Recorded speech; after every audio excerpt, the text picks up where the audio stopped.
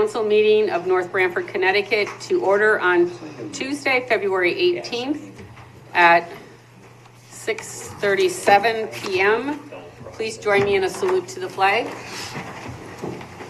I pledge allegiance to the flag of the United States of America and to the republic for which it stands, one nation, under God, indivisible, with liberty and justice for all.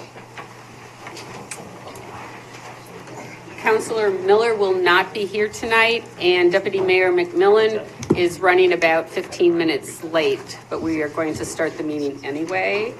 At this time, roll call. Here. Councilor Abelson. Here. Councilor Diamond. Here. Councilor Palladino. Here. Councilor Felicia. Here. Councilor Gold. Here. And Councilor Here. Okay. Next item is minutes of the previous meeting of January 21st, 2025, WPCA and Town Council meeting. Do I have a motion? Motion to approve? Second. Motion was made by Councilor Diamond, seconded by Councilor Felicia. Any discussion? All in favor? Aye. Opposed? Abstained? Motion carries. I'd like to make a motion to amend the agenda to add 2025 steep grant application to after 13E. Okay, do I have a second? Second. Second. Was that Councilor Abelson? Yeah, we can take it. Oh, okay. You're in a very generous mood tonight, Councilor Abelson. I have no money. Okay. Motion was made by Councilor Palladino, seconded by Councilor Diamond. All in favor? Aye. Opposed? Abstained? Motion carries. On to WPCA agenda. First item is correspondence and citizen statements regarding WPCA. Unfinished business, none. There's nothing listed under new business. And we have citizen statements again under the WPCA. So let's move on. Okay, the public hearing is slated for 7 o'clock, so we will just continue on our agenda until we get to that point. Moving on to the regular town council meeting. First item is community events and presentations. First item is presentation of plaques to Ronald Onofrio. He is here. I'm sorry.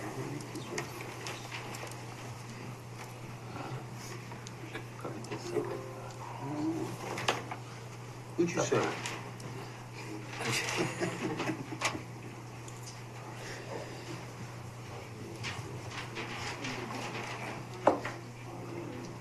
On behalf of the town council, we would just like to thank you for your, and recognize you for your service on the fire commission, and we appreciate everything that you did. Thank you. Appreciate it.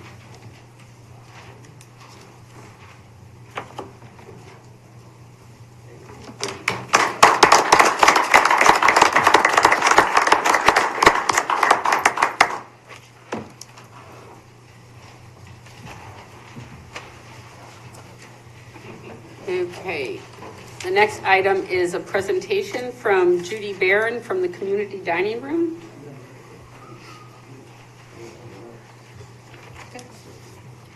Good evening, everyone.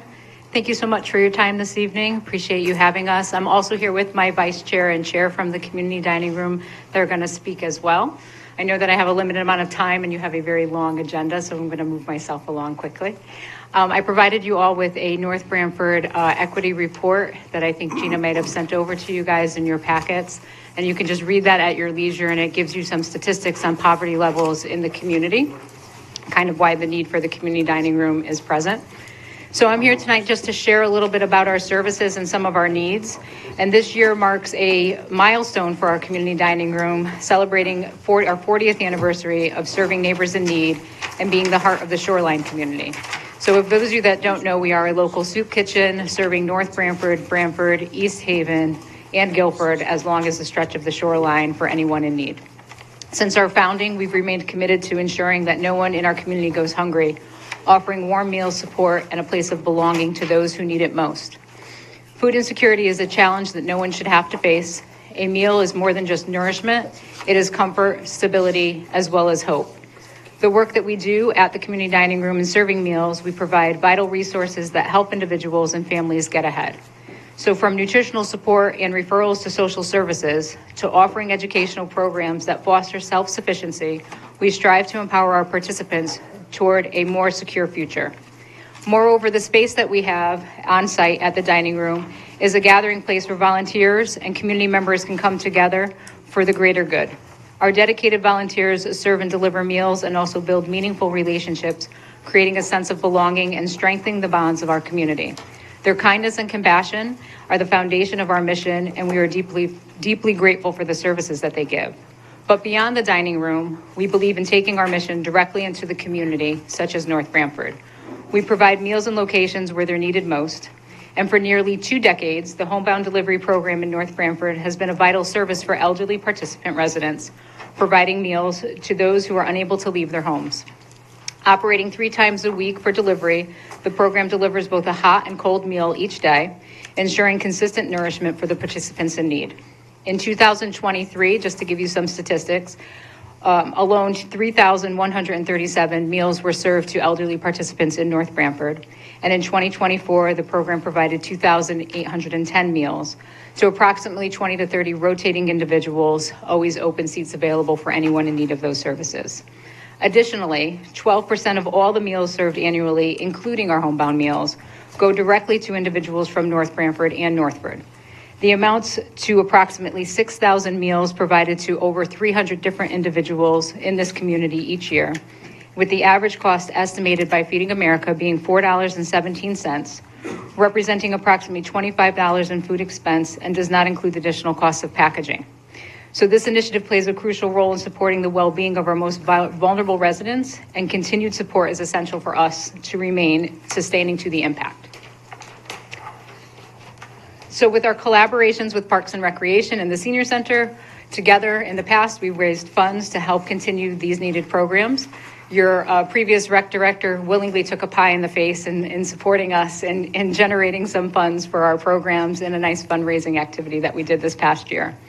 With the help of your North Branford Fire Department and your building officials, our volunteers were able to rehab a home for an elderly gentleman, a Northford resident, to return to his once uninhabitable dwelling.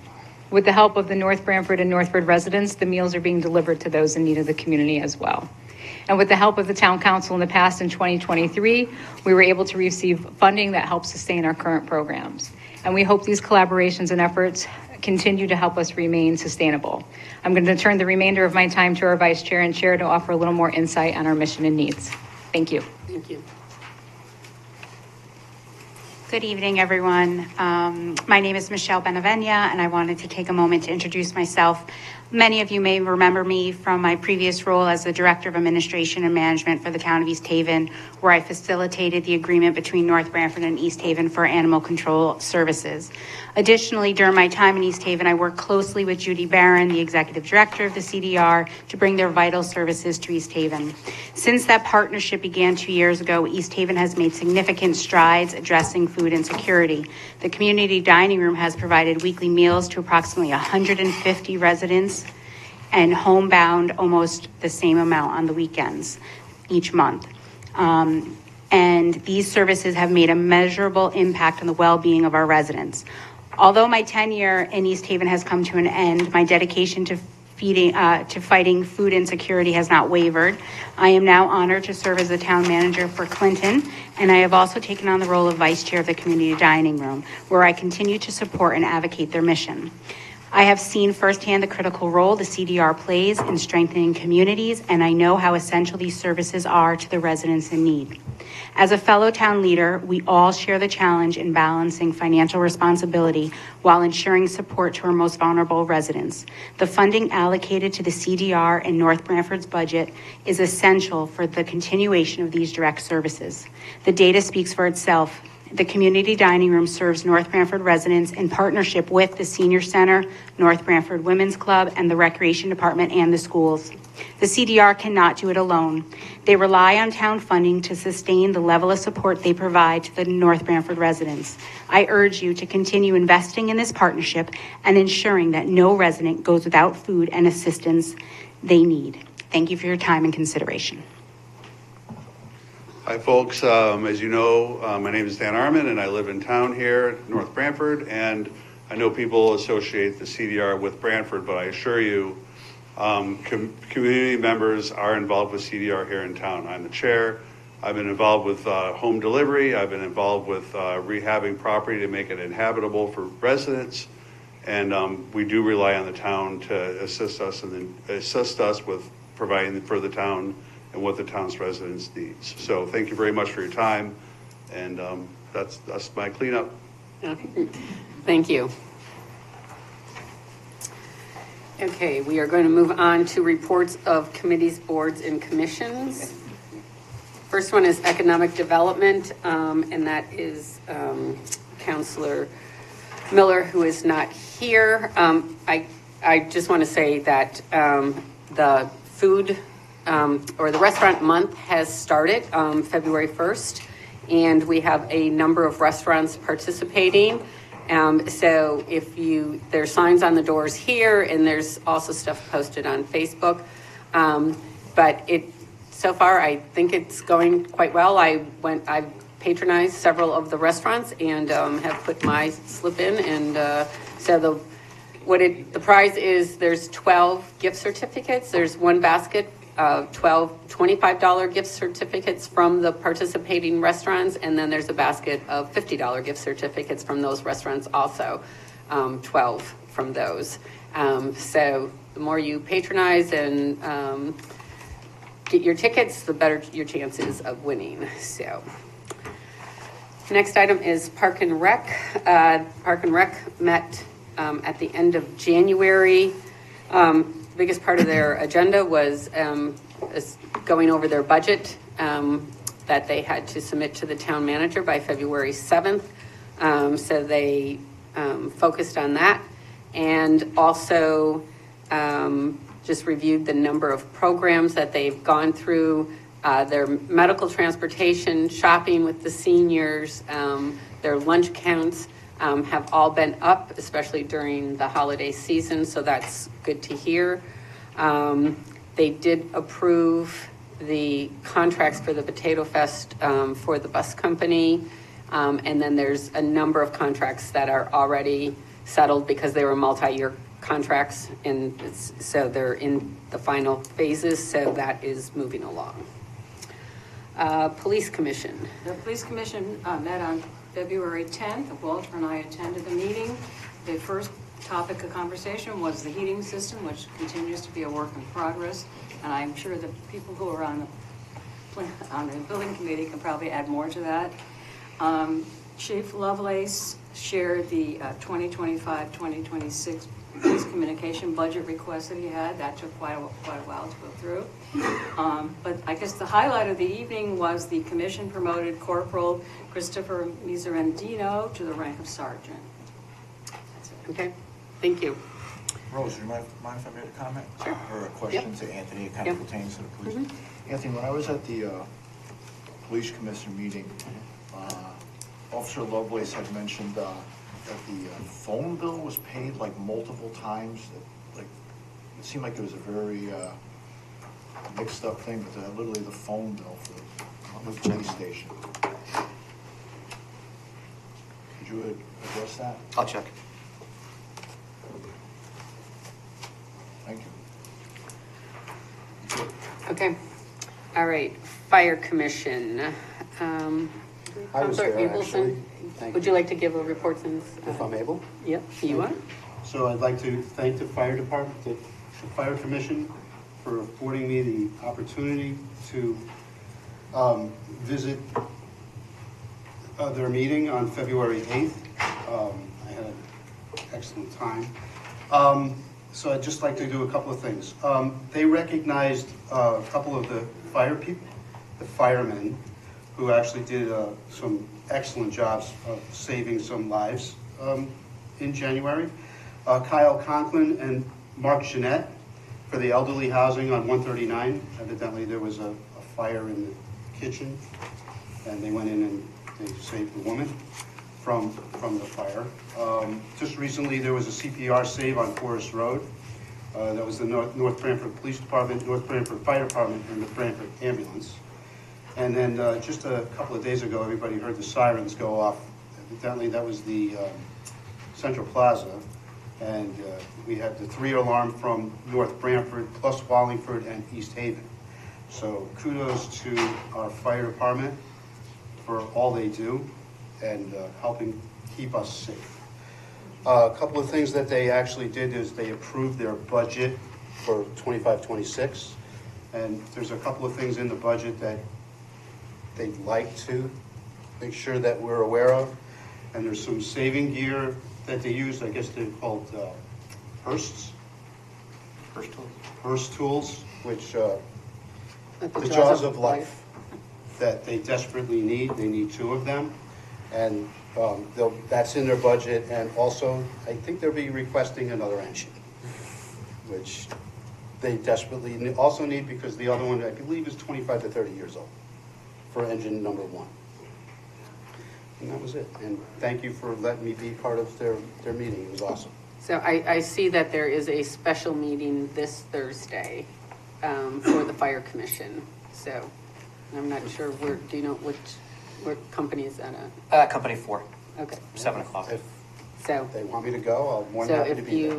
if you're available and are free and would like to go, that would be great. As long as my daughter doesn't have the baby, I'll be there. Okay, great. Okay, next item is planning and zoning. The next meeting is this Thursday. Okay.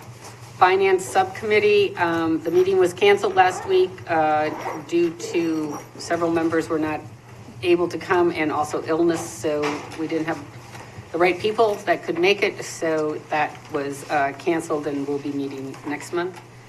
Public Safety Communications Subcommittee.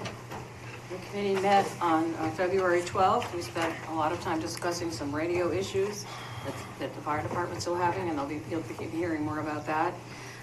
Tom Lonsdale from the Board of Ed joined us, and we discussed the fact that there are some cell phone issues in terms of people being able to talk in the high school and get information out.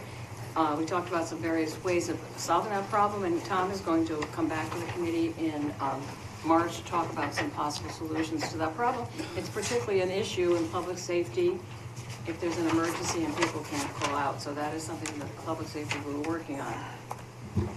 That's it. Okay, thank you. Next one is inland wetlands.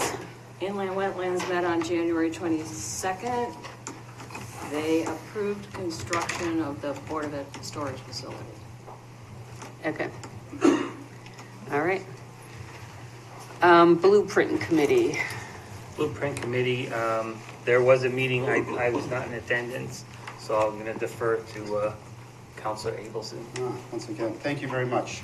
So actually, it was a quick meeting. We talked about the properties that are in the special, in our public hearing that's coming up. We discussed all the properties, and we'd like for the council to consider that 1599 not go yet, as far as, I know it's going to be on in our special meeting that's coming up, but we need to consider that one that we talked about. And 1672, we recommend that it goes to an agent because it actually is a 672 Tutucket Road.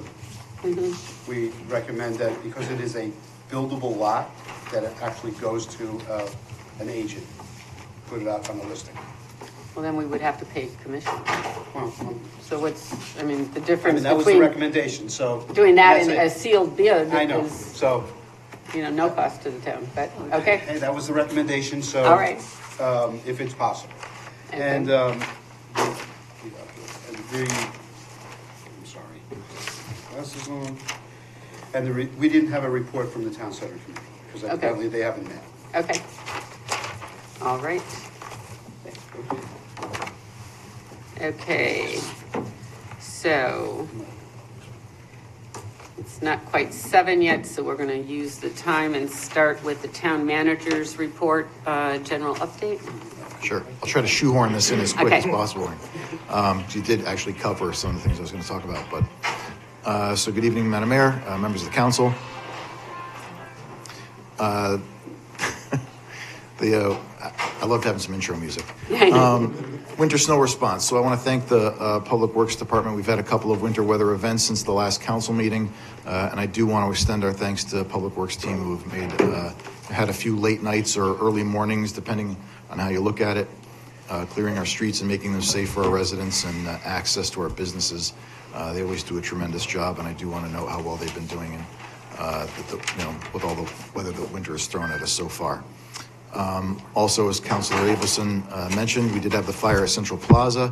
I want to lead off with thanks to the men and women of our fire and police departments. Sunday night, they responded to the fire at Central Plaza, quickly containing and extinguishing a fire that threatened multiple businesses. Our public safety team does a terrific job, and I just want to thank them for the work they do every day. Will Della Camera was honored by the Shoreline Chamber of Commerce, as was Marcia La Femina. You'll remember Will and the work he's done to advocate for small New England farms following the devastation at Chickarelli Harrison Hill Farms. They suffered from an August hailstorm, and famously riding his tractor to Washington, D.C., resulting in a federal block grant of $220 million to help small farms. The Chamber also recognized Marcia La Femina, CEO of Penn Globe, the oldest outdoor lighting company located here in North Branford, with the Excellence in Innovation Award for her vision in creating Match, manufacturing and technical community hub that helps the unemployed and underemployed find quality manufacturing careers. Mayor Angeloni and Assistant Town Manager Burke represented the town at this event Friday morning and presented citations to both of them on behalf of the town and congratulating them on their recognition. Mayor Angeloni already covered Restaurant Month pretty well. It's not like I needed an excuse to put on any more winter weight, but I did want to throw out the names of the restaurants involved. Taco Palace, Duty's Totucket Inn, Katsu Restaurant, Hidden Kitchen, Route 80, Capone's Pizza Bar, Angiolo's Wood Fired Pizza, Supreme Seafood Restaurant, Giovanni's Pizza, Poppy's Coffee and Kitchen, Nada's Restaurant, Mill Pound Steakhouse, and Bobby's Pizza. And I urge everyone to also go out there and visit these great restaurants and earn a chance to win. A reminder that as we're still in winter weather, I'd like to put out the reminder that the PW department has salt and sand mix available for all town residents. You can fill up with a limit of 2 5-gallon pails in the Public Works headquarters at 290 Forest Road in Northford, 24/7 for private residential use and no contractors. We're preparing our work on the 25-26 town budget, and the council has previously approved our schedule for workshops. Our town departments have submitted their proposed budgets, and I'm in the process of meeting with all of them to develop the town side of the budget, which I'll propose to the council. As you're aware, Governor Lamont has presented his proposed biennial budget to the state legislature, and we received our grant figures from that budget proposal. Overall, we are down just 0.2%, or $14,240, with a significant increase in the motor vehicle reimbursement of $247,858, but significant cuts to education cost share of $254,111, and adult education of $8,330. The budget's now transmitted to the legislature, and I'll certainly be in touch with our state legislative delegation during the course of their budget deliberations. Their session adjourns the first week in June. Applications for the elderly homeowner, totally disabled homeowner, and additional veterans programs are available in the assessor's office now through May 15th, 2025. Applicants must be 65 by December 31st, 2024, or totally disabled by the Social Security Administrator to qualify. Please be sure to bring your 2024 federal tax return if you file one, and 2024 Social Security Statement 1099. If you do not file a return, you must provide proof of all forms of income, including but not limited to your 1099 statement, pension income, annuity income, interest, etc. No appointment is required, and questions can be directed to the assessor's office. They're at 203-484-6013. As council is aware from my communications to red-tailed hawks exhibiting signs of bird flu, H5N1, over the previous weekend, one from North Branford and one from Orange were tested. While the Orange hawk was negative, the North Branford one was positive. I've been in touch with Mike at the East Shore District Health over this development, as we are certainly concerned not only for the human safety with regard to potential mutations of the virus, but how contagious and fatal it is to domestic poultry. To date, no person-to-person transmission has been reported, and guidance that has been issued by the state DEEP, Department of Agriculture, and Department of Public Health is currently available on our town website. The revaluation process continues here in North Branford, with appeals going before the Board of Assessment Appeals in the first week of March. Assessment appeal forms are available on the town website and in the assessor's office. Forms must be completed and returned to the assessor's office by this Thursday, February 20th. The board is notifying appellants of their hearing date and time and location via email, or via mail, regular mail, sorry. And we do have our assessor, Dave Ambrose, here again this evening for some items that are appearing later on your agenda, and he's available should you have any questions on that revaluation topic as well. We held a ribbon cutting in conjunction with the Shoreline Chamber of Commerce to celebrate the opening of Mariana's Boutique and Gifts at 855 Forest Road in Northford. On February 1st, I was joined by Mayor Angeloni, Councilor Diamond, and Assistant Town Manager Burke for this event to welcome them. I was also joined by Mayor Angeloni, Assistant Town Manager Burke, and the Shoreline Chamber for an event to celebrate Supreme Seafood's 35 years of being in North Branford on January 30th at Supreme Seafood at 999 Foxton Road. We extend them to congratulate them on this milestone anniversary, bringing great seafood to our town. We have additional ones being planned, and the details will be coming to members of the council shortly. Our libraries are once again running their IRS Volunteer Income Tax Assistance Program, VITA, providing free help in preparing and filing state and federal income tax returns for those in need. Those interested should call either the Atwater or Smith libraries for the VITA coordinator's contact information. And lastly, I want to thank the Rotary Club of North Branford, who had me as their guest speaker at their January monthly dinner meeting at Nada's, where I discussed with the club many of the things we have going on here in North Branford. That concludes my report. Did I get it in there? It was 3 minutes over. That's okay. All right. We're right there. Okay, so we are now going to start our public hearing. So there is a public hearing on the disposition of town-owned properties located at 1599 Foxton Road, 53 Nida Drive, 293 Sea Hill Road, 127 Old Post Road, and 672 Totucket Road. So there is a public notice that was in the paper, and Marie, would you like to read that? Public notice, town council to hold public hearing on disposition of selected properties. In accordance with CGS Section 7-163E, the North Branford Town Council will conduct a public hearing on February 18th, 2025 at 7 p.m. in the council chambers in Town Hall, 909 Foxton Road, concerning the possibility of the sale of town-owned lands located at 1599 Foxton Road, 53 Neolip Drive, 293 Sea Hill Road, 127 Old Post Road, 672 Totucket Road. All interested parties are invited to attend. Details on the properties are found on the www.North Branford, Connecticut Gov website. Okay, so the public hearing is now open at 7:04 p.m. I just ask that when you come up, please state your name and address, and please come up to the microphone in the center of the room. So, who would like to be first?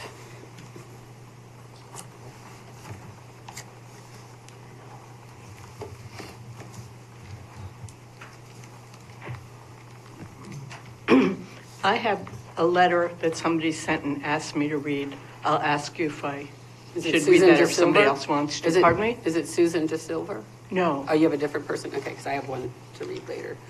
Good evening, members of the council and neighbors. My name is Bonnie Szymanski. I live on West Pond Road and have lived in North Branford for over 30 years. I've served on a variety of town committees, including the Board of Ed, the Blueprint Committee, and the North Branford Land Conservation Trust.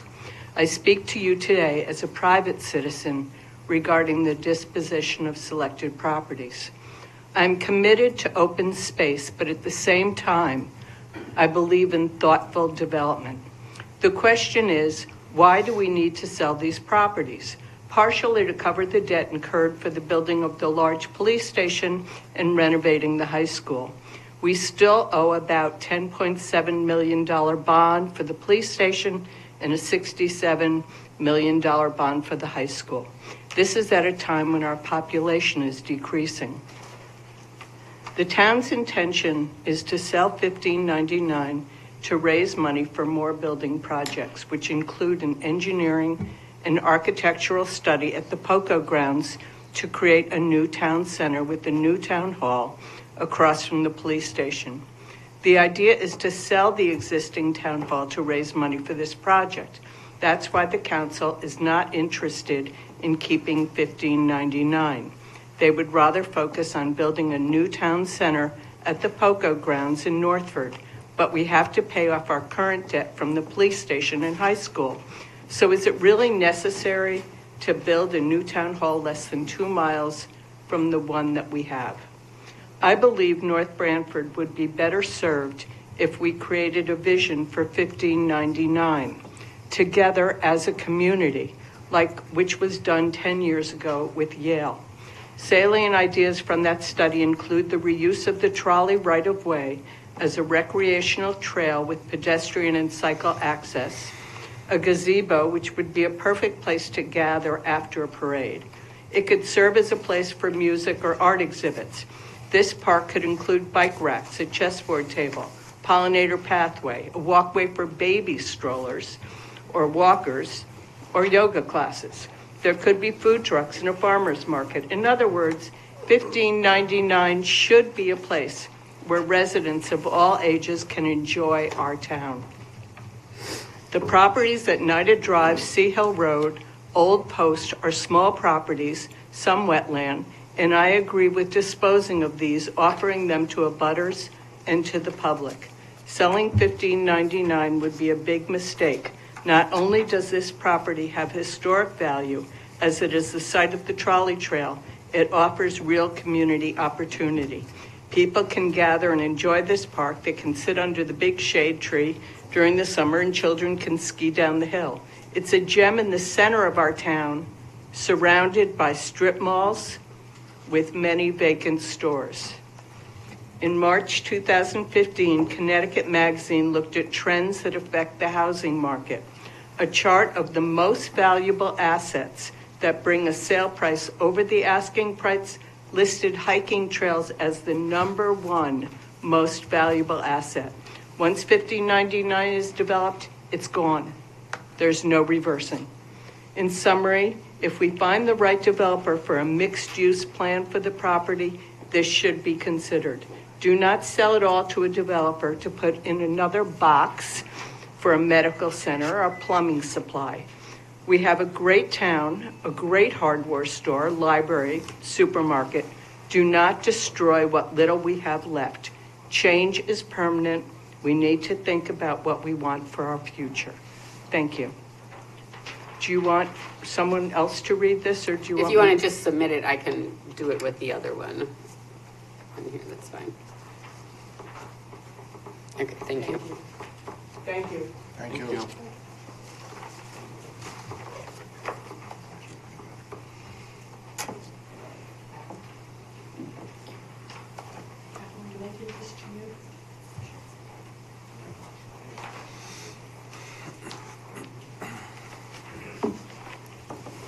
Good evening. I'm Tom Smith. I'm the budding property owner at 127 Old Post Road. And Janet Canning is on the other side. I have a little history on the 127 Old Post Road. I was born and raised 3 doors away, so I've seen it for a long time. I'm not going to tell you how long. The property had a little small house on it and a garage in the rear of the property with a couple of lean-tos known as Norfolk Sales and Service. It was used as a car and small truck repair shop. Over the years, it became a used car lot mainly and a junkyard. There were probably 30 or 40 cars, pickups in the yard. The town of North Branford took over the property in 1999 and removed the buildings and junk cars in 2000. I cleaned up the property, removed brush and Japanese knotweed, which is an invasive weed, and remaining junk over the next several years. As you can see on the field card, the property is contaminated, has wetlands on 3 sides of the property, and is also non-conforming. And it is not a building lot. With the above facts, I hope we can reach a reasonable value. Thank you very much.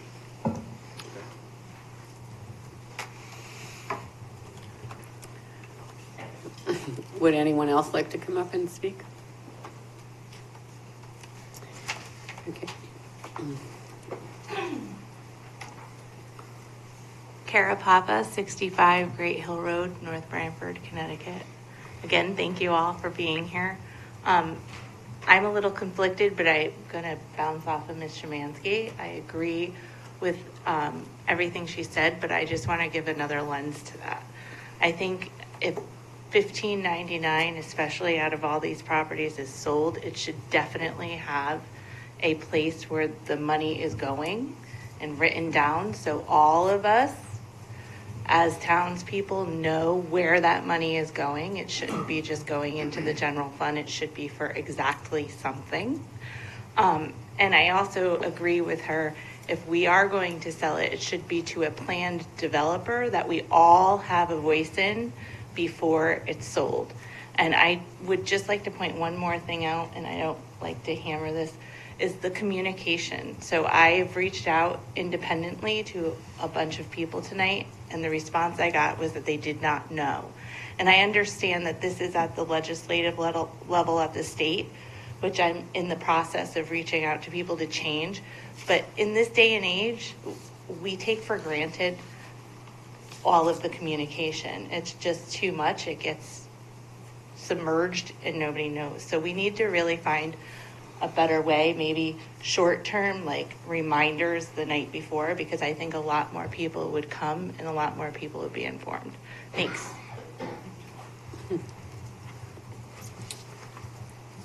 Is there anyone else here that would like to come up and speak? Good evening. I'm Brian Benica. I'm at 40 Auger Road in Northford, and I was just concerned about the 672 Totucket Road property, just because I live in the neighborhood. I mean, I don't see what's wrong with it's being used for now. I see they use it kind of as a staging area when they do the haying, and just open space is great. And I think it adds value to this town. I think more value than we would get by putting a house on it and maybe the $9,000 a year in taxes that, you know, just doesn't seem to go far. It'd be better, I think, as open space. Just my opinion. Okay. Thank you all for hearing me. Thank you. Okay, I'd like to read 2 letters into the record. Dear Mayor, the North Branford Town Council, the Committee on Economic Development, our town manager, and the North Branford Land and Conservation Trust. I have been a respected citizen, business owner, and supporter of our town. I have been an active member of the Wetlands and Watercourse Conservation Commission for many years. I've lived on West Pound Road my entire life. I am intimately familiar with the trolley trail, which runs through the woods from West Lake Avenue in Guilford to the Central Plaza in North Branford. While the Notch Hill Village was seeking wetlands approval, I fought for the right to have a pedestrian and bicycle path through the village, to which Robert Sachs had generously agreed to. The path crosses Notch Hill Road and passes through 1599 Foxton Road, just behind what used to be the baseball field, and then would cross 139 to the Central Plaza. This could provide access to what is a 300-home approved development to a commercial center. The project is feasible at a reasonable expense. If 1599 Foxton Road is sold off, this potential will be lost forever. I have traveled extensively throughout the country and have seen communities that have developed recreational pathways and rails to trails everywhere. People love these walks through nature's beauty. Businesses along these paths or at their destinations tend to thrive. It is widely published that the most desirable towns and cities that younger families seek must have outdoor activities and spaces to enjoy. Should you desire more information about the trolley trail and its potential, I'm sure members of the Land Trust could provide you with more. But please understand that the possibility of a natural passageway to the center of town is totally dependent on the preservation of 1599 Foxton Road. A sale would be a short-lived boost to North Branford's economy. Preserving the historic trail and holding off on the development of 1599 could have perpetual benefits. Sincerely, Jerry Fishbach, DVM, 56 West Pond Road, North Branford. The other letter is from Susan DeSilver. Dear Mayor Angeloni and council members, I write to express opposition to the proposed sale of 1599 Foxton Road for commercial development. First, please consider how much available commercial space is unused and unoccupied along the Route 80 corridor. Do we really want another business property on such a busy thoroughfare when the appearance and appeal of our town would be further degraded? I saw that the tax assessor estimates the $30,000 in taxes could be gained from this property. I am very unclear about what this actually means. Does that refer to a post-development number? Is it on the annual basis? And is it worth eliminating one of the few green spaces remaining on Foxton Road? This town has had difficulty defining what makes it special. I can tell you that the farms, the open spaces, our sunflowers, thanks to Augers Farm, our trails, our farm stands, our land trust, and our libraries and schools will make this town special because they contribute to quality of life. Quality of life features also increase property values and draw people to our town. If Foxton Road becomes the bland, strip mall-laden commercial and industrial wasteland, that will not contribute to our quality of life. I respectfully ask that you keep that property as a resource for the town. Yours, Susan DeSilver. Okay. Is there anyone else that would like to speak?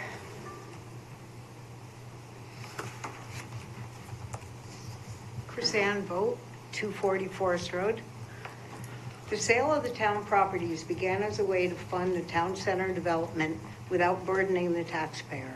To sell 1599 to raise seed money for it seems short-sighted. In the January 23rd minutes of the Blueprint Committee, the general consensus of what the Blueprint Committee would like to see for the parcel is that it be offered with mixed-use approval, commercial and housing, while preserving access to the trolley line trails.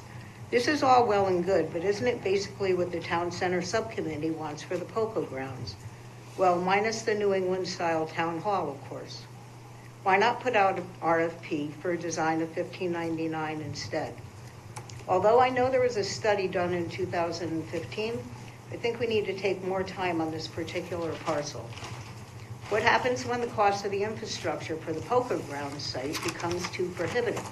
We can possibly use 1599 as part of a North Branford Town Center improvement. When I mention a town center to the younger generation, I'm met with amazement. What do we need a town center for? We already have two.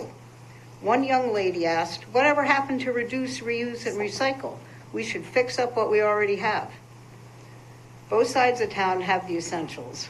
Library, post office, banks, churches, package stores, restaurants, vets, groomers, etc. I think the sale of 1599 warrants more thought. Thank you. Thank you.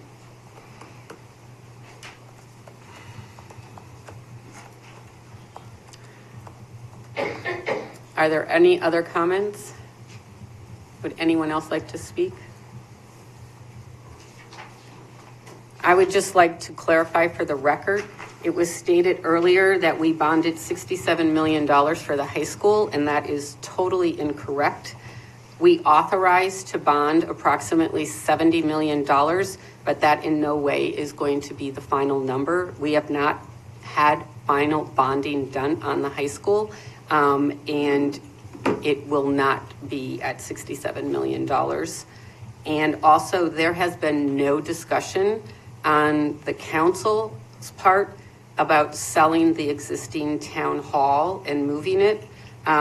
So I'm not sure where that information came from, but we have not discussed that at all. So that has not been on the floor either in regards to that. So are there any other comments for the record, for the public record, for the public hearing on the disposition? Okay. So at this time, I would like to close the public hearing at 7:21 p.m. Just to clarify, so the item is on our agenda at the end of our regular meeting. We will be going into executive session to discuss this. We will not be discussing it tonight in public session at all. It is a matter for executive session. And so that will be at the end of the meeting. So there will be no decisions made or publicized tonight as far as what is happening with these properties. This is the first step that we are required to do in disposing of town property. So we held a public hearing. We are keeping these 5 properties together along the route, the road that we go, so that we complete the actions that we have to complete on them. But they could all be disposed at different times. There is no set time, phase, or order of when they will be discussed or disposed of. So just so if anyone was going to sit around and wait, it is an executive session discussion tonight. So, okay, so we are going to continue on with our regular meeting. And we are back to item 9B, Town Manager's Report, Permanent Project Building Committee. Thank you. For the North Branford Police Department, the building is complete. Minor punch list items remain. The third-party HVAC consultant is engaged. The report has been received and is continuing to be under review by the committee and legal counsel. And we are awaiting an action plan between Centec, which is the third party we hired to conduct the independent review of the HVAC system, and SPNA. North Branford High School exterior glass consultant was engaged to review all glass installed. The review is now complete. There were additional non-conforming panes of glass installed, and the relative action items need to be addressed. North Branford Intermediate School, majority of the base project is complete. There's a winter pause, and siding will commence when the weather permits. Stanley T. Williams Community Center Pavilion, construction is underway and the pavilion is currently going up. Stanley T. Williams renovations, PPBC has reviewed the list of items for needed renovations and are evaluating them. We updated our bond resolution on the roof project relative to this some time ago, and in my conversations with State Representative Vin Candelora, who of course was instrumental in securing our grant funds, he indicated that we will actually have to go back to the Bond Commission to adjust the language on the associated grant, and we have provided his office the information to facilitate that, and I believe he intends to get it on the next available Bond Commission agenda. Members of the Permanent Project Building Committee are here this evening to speak to the Edward Smith Library HVAC project, which appears later on your agenda, and they can also answer any questions you might have on any of these projects I just mentioned as well. Okay, thank you very much. On to citizen statements, petitions, and correspondence. Do we have any citizen statements at this time? Okay, on to resignations and appointments. Madam Mayor, I just want to point out Bill Savastano's email to us that I know he wanted to be read into the record for citizen statements, if we could. If you want me to do it, I'd be happy to do that. Sure, why don't we do it at the second? Sure, sounds good. So that we can just move on here. Okay, resignations and appointments. The first is resignation of Chris Heon, a Democrat from the Blueprint Committee, effective January 16th, 2025. We thank Chris for his service on the Blueprint Committee. His resignation is due to the fact that he was appointed to the Planning and Zoning Committee. So he now is serving on Planning and Zoning. Next is, do I hear a motion for the appointment of Mary Caruso, Democrat, to replace Scott Lanza to the Planning and Zoning as an alternate, term to expire 5/31/27. So moved. Second. Either way. Okay, motion was made by Councilor Diamond, seconded by Deputy Mayor McMillan. Any discussion? All in favor? Aye. Opposed? Abstain? Motion carries. Next is the appointment of Greg Sharp, Democrat, to replace Kasana Lilly to the Solid Hazardous Waste Recycling Committee, term to expire 12/31/27. So moved. Second. Motion was made by Councilor Diamond, seconded by Deputy Mayor McMillan. Discussion? All in favor? Aye. Opposed? Abstain? Motion carries. Next is the appointment of Roberta Bobby Bell to the Housing Authority as a tenant representative, term to expire June 30th, 25. Do I hear a motion? So moved. Second? Motion was made by Counselor Diamond, seconded by Deputy Mayor McMillan. Any discussion? All in favor? Aye. Opposed? Abstain? Motion carries. Next is the appointment to the Agriculture Commission. This is a commission that we are reconstituting. So six members filled out the form and sent it in to the town manager, and he submitted the names to the council. And we also had one resident contact Councilor Palladino and expressed his interest in it also. So the terms are going to be varying, the expiration dates. So the first one, do I have a motion to appoint Joseph DeFrancesco III, unaffiliated, for a term expiring September 30th, 2025? Make a motion? Second? Second. A motion was made by Deputy Mayor McMillan, second by Councilor Abelson. Discussion? All in favor? Aye. Opposed? Abstain? Motion carries. The next one is appointment of Stephanie Capasso, Republican, for a term expiring September 30th, 2025. Make a motion? Second. Motion was made by Deputy Mayor McMillan, seconded by Councilor Palladino. Discussion? All in favor? Aye. Opposed? Abstain? Motion carries. The next one is for a term expiring September 30th, 2026. Do I hear a motion to appoint Jenna Gobriel, a Democrat? Make a motion? Second. Motion was made by Deputy Mayor McMillan, seconded by Councilor Diamond. Any discussion? All in favor? Aye. Opposed? Abstain? Motion carries. The next one is to appoint Tyler Rose, a Republican, for a term expiring September 30th, 2027. Motion? Second? Motion was made by Councilor Palladino, seconded by Deputy Mayor McMillan. Discussion? All in favor? Aye. Opposed? Abstain? Motion carries. The next one is for a regular member, Cody Duhamel, term expiring September 30th, 2027, a Republican. Do I hear a motion? Okay, motion was made by Councilor Goad, seconded by Councilor Palladino. Discussion? All in favor? Aye. Opposed? Abstain? Motion carries. Alternates. Do I hear a motion to appoint Kara Papa, an independent, for a term expiring September 30th, 2025? Motion. Do I have a second? Second? Motion was made by Councilor Abelson, seconded by Deputy Mayor McMillan. Discussion? All in favor? Aye. Opposed? Abstain? Motion carries. The last one is for an alternate, to appoint Steve Stone, a Republican, for a term expiring September 30th, 2025. Motion. Second. Motion was made by Councilor Palladino, seconded by Councilor Goad. Discussion? All in favor? Aye.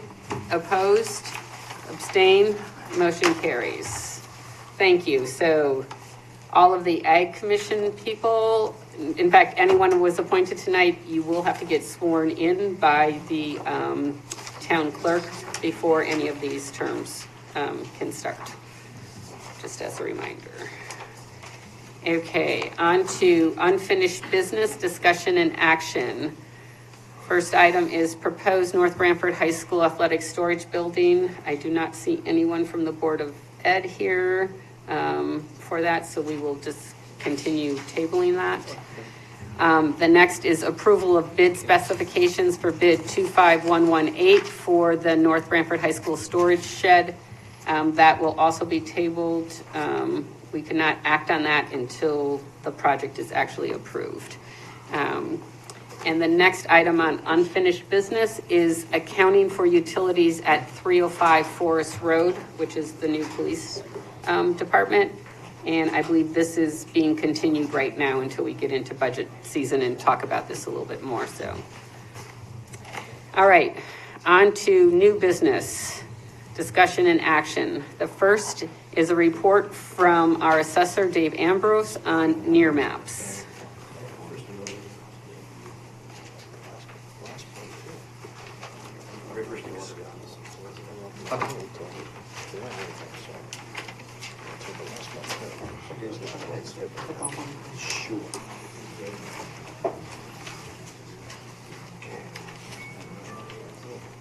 You know, I spoke to Councilman Miller in the hallway. He gave me a thumbs up with the near mouse report, so he's on board. So I'm happy to say that.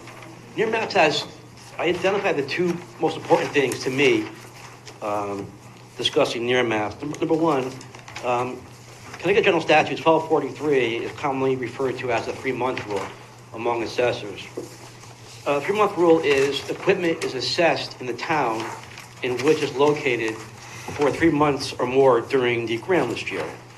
And the large company that you see on your handout that has a $40,000 increase in taxes. Well, I was able to identify that the equipment was there for 3 months or more during the year. The taxpayer claimed that the equipment was not on site, but I was able to prove that it was on site, and he agreed, with very little discussion, and he's not appealing the assessment. The second example is a permit for an in-ground pool. You can see that within a 6-month period of time, the pool was installed, and I didn't need to go out there and look at the property. I could see it right on the map.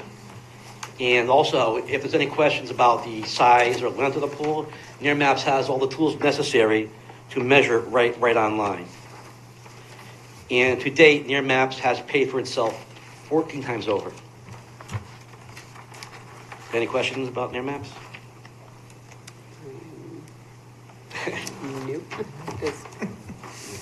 So what did near maps cost us, $7,500? About 7,000 something. Okay. So far we I think we realized what increase or additional revenue of $100,000 I think it was in that area. Okay. All right. 8,500. And that's a ongoing annual subscription, correct? Next fiscal year? The next year is going to be 85. Okay. And it's used by both the assessor's office and We both use it. the town planner, correct? Yeah. Almost on Oh, the and the town engineer also? We all use it. Okay, great. It's split between both the departments. And Yeah, I don't use it as an eye in the sky kind of thing. I just use the verified data basically. Okay. All right. Okay. So that's the report on near maps. Okay. The one item we've all been anxiously waiting here. Oh, do you have a question? Yeah, on on near near maps? maps. So I'm looking at the two photos, Dave. So one has no pool, then there's a pool at the end of the year or in the fall. But then in the comments above, it says the permit was filed in May. So before October came. It was filed in May of 24. Right. So in March of 24, there was nothing there. Right. And as of 10/1/24, it was there on the assessment date. I was Right. able to add it to the ground list. Right, but I guess my question is, if you didn't have near maps, the permit was pulled, so you wouldn't have known that? No. Is that because the departments don't communicate? Oh, no, we do it very well. Oh, no, Very I'm just yeah. asking, I'm not Yeah, arguing. I'm the just department's trying to- great, they're great, yeah, they're cooperative, very cooperative. I just would have to go out there and look at the property physically. Okay, To see yeah. if it's there. Yeah. With this, I can just click on their maps and see that it's installed. Okay, all right. That's the benefit, really. So you gotta get like a camo pool cover? Yeah.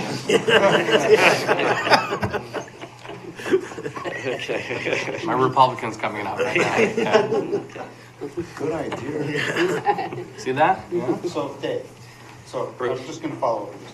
So if the permit was pulled in May of 24, May of 24? May of 24, the pool was finished in, let's say. October of 24. Right. So who goes out to inspect? Well, the building inspector goes out there to make sure everything is. Right, so wouldn't he come back and Safe. sit there and tell you, hey, the pool's finished? He would do that normally. I asked him for those kind of things, those kind of favors, and he did, up until near maps. Now I don't need to use them So anymore. he doesn't have to because you use near maps. Right. Thank you. Okay. Well, no, I mean, I get it, but I mean, just using the term, do me a favor, doesn't sit well, but it's not really a favor, it's just a process, yeah. So I mean, we don't need to go out, both go out there to property. Right. It's a waste of time, basically. Okay. Well, he still has to go out there and inspect the pool, doesn't he? He does, but Yeah. Dave does. He does. You don't. So I would ask him, I would say, whoever was here at the time, is the pull in? Right. Give me a trip, and they would say yes or no. Did yes, I added the grant list, no, I wait till the following year. Thank you. You're welcome. Okay, on to item B, Grand List 2024. The actual grant list increased by over $500 million. After factoring exemptions, it increased by just under $500 million. And almost 100% of the increase, obviously, is due to revaluation.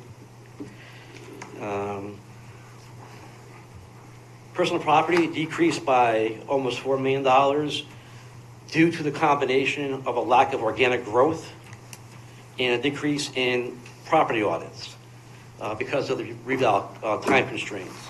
I plan on a full court press next year to actually have some PP growth next year.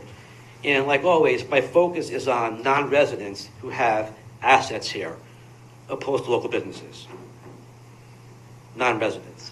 I gave you some examples, but I think you probably know who they are. So personal property, just to clarify for the public, is it's not your real estate, it's not your motor vehicle, it's generally associated with businesses. It's business personal property. Yeah. Everything that's not tied down, attached to the physical real estate. Conduits, furniture, fixtures, computers, so on and so forth. Motor vehicles decreased by $25 million due to Senate Bill 501. The bill changed the valuation methodology from average retail to the cost approach. So we're using the MSRP in a defined depreciation schedule, and that is how we value motor vehicles this year. So that's why we have such a big decrease. Let's see. PA 2446 allows the town to exempt the home assessments for veterans who are permanently and totally disabled. I think it has been a long time coming. I'm very happy with that. The Water Authority pilot has not changed. There are 10 active assessment deferrals. There are 2 expired deferrals and 1 right now that's still in the construction phase. Speaking of permits, I looked at the permits for the next 6 months, and they're not very promising. I think we have right now only 3 new houses that are on the books right now, so it looks like a down year so far, but we'll see what happens. I added an item of sales trending. Now that reval's over and I have 4.5 months worth of sales to review, I did a sales ratio test to see where we are, where the values are going. And so I looked at all the properties that sold after reval, and I divided the reval assessment by the current sale price. And so at the time of reval, everything is assessed at 70% of the market value. Now, if I divide the assessments by the current sale prices, the ratio is down to 65%. So the market is still robust. I also I calculated a weighted assessment sales to ratio test. The weighted ratio test is the sum of all assessments divided by the sum of all the sale prices. And that the weighted ratio for that is 69.2%, which is, I think it's a better indicator. The market is still robust, but it's not really increasing at the same rate we saw over the last year. And that's it for the ground list report. Got any questions? I have one, Dave. Sure. some of us have talked about this, but going into budget season, can you do the calculation for us and let us know what the reduction would be in mill rate? I have that right in front of you right now. Is it where? This is what he just handed out to us. Oh, Right. In fact, I remember you asking that at our last meeting, Counselor, so I asked him to. So he prepare has this it tonight. from 30 mils down to 23 mils. What, Yeah, the first page, just ignore the rest of the spreadsheet, just look at the first two columns, the mill rates and the overall tax change. So the median tax increase at 30 mils would be $1,780, and the median tax change at 23 mils would be a savings for the taxpayer of $298. So it looks like around 24 mils, there'll be no change in taxes. what are you looking at, Dave? Because all I see is a bunch of numbers on a page. It goes downward. Slides down. Here's the tax change for 30 mils from last year, and here's the tax change at 23 mils.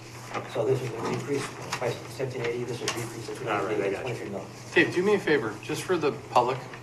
People don't, we throw in the term mills all the time. I don't think people understand what it means. Can you just give a general description of it? Yeah, Like a lot of people. last year was 35.93. So people paying taxes on $35.93 per $1,000 of assessed value. Does that make sense? Yeah. Hey, Dave, so where the lines intersect, that's the... Sweet spot. On the second page? Yeah. Okay, on the if you graph. jump to that page, this is a very interesting report. I factored in motor vehicles also. So property A, the tax increase at 30 mils would be almost $2,200, and the motor vehicle savings, because of the reduced mill rate, would be $569. The net change for that property, including if you factor in motor vehicles, is only $1,650. And it looks like if you look at the real estate only, there still will be a slight increase in the real estate taxes at 23 mils. But if you factor in motor vehicle, it looks like there's no tax change at 25 mils. So the motor vehicles are an important dynamic to this whole thing. And you can see where the lines intersect on the chart. So what's our break even, Dave? For these two people, it'll be around 25 mils. but you also have to understand that not everyone's property increased at the same percentage rate. So you could have someone whose assessment went up 10%, and you could have someone whose assessment went up 60% on real estate. So it's going to have, even though it's the same mill rate, it's going to have a different effect on those people. So, you know, you're going to have some people that are happy and some people that aren't so happy. I don't think it's a coincidence that if you look at the mills of 24 mills, there's no tax increase. And if you look at the next column over, 50% of the people don't have a tax increase at 24 mills. And 50% is the actual increase in the grand list for residential property. So that can't be a coincidence. So on the first page, you're saying. Right. So the percentage in that second column there's the overall tax change, and then the next one is increase. That percentage is the number of people that are in that category. So half the people would have no change. Okay. At 24 mills, and it's a coincidence, not a coincidence, that the average increase in assessed value for a residential property is 50%. So it kind of makes sense.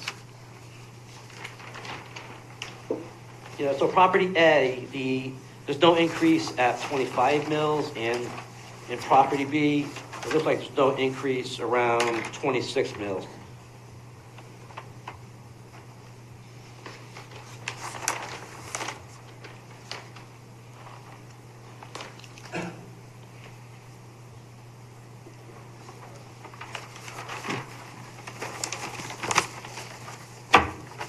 So how many, at this point in time, how many hearings do you have? Take a guess. I don't know. 30. 30, that's it? Well, we have tomorrow also, so we have to get through tomorrow first. Okay, I would- so I it's would guess- Thursday's the due date. Yeah, maybe 40, and that's pretty good. I was anticipating around 200. Okay, And I don't think any commercial properties have appealed yet. If so, that'll be tomorrow.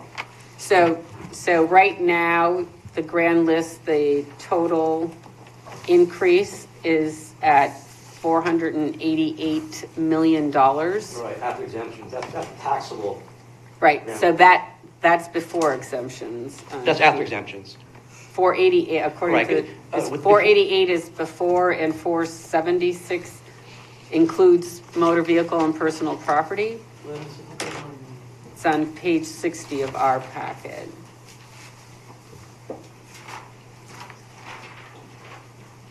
Let me see.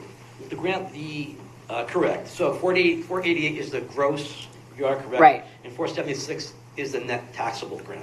So that could possibly change yet after the hearings, but, or not. Not enough to move the needle at all, not enough to make it do any damage. Okay, all right, Really, there's minimal at best. all right, Very, very minor exposure. okay.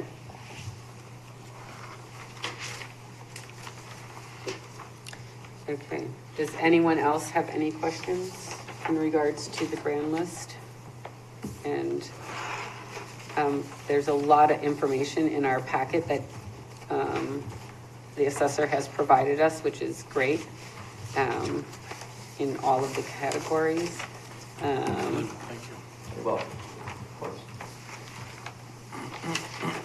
So that is great. And yes, and it breaks down also the huge change in the motor vehicle, which Dave had talked about earlier, why that changed so much. So.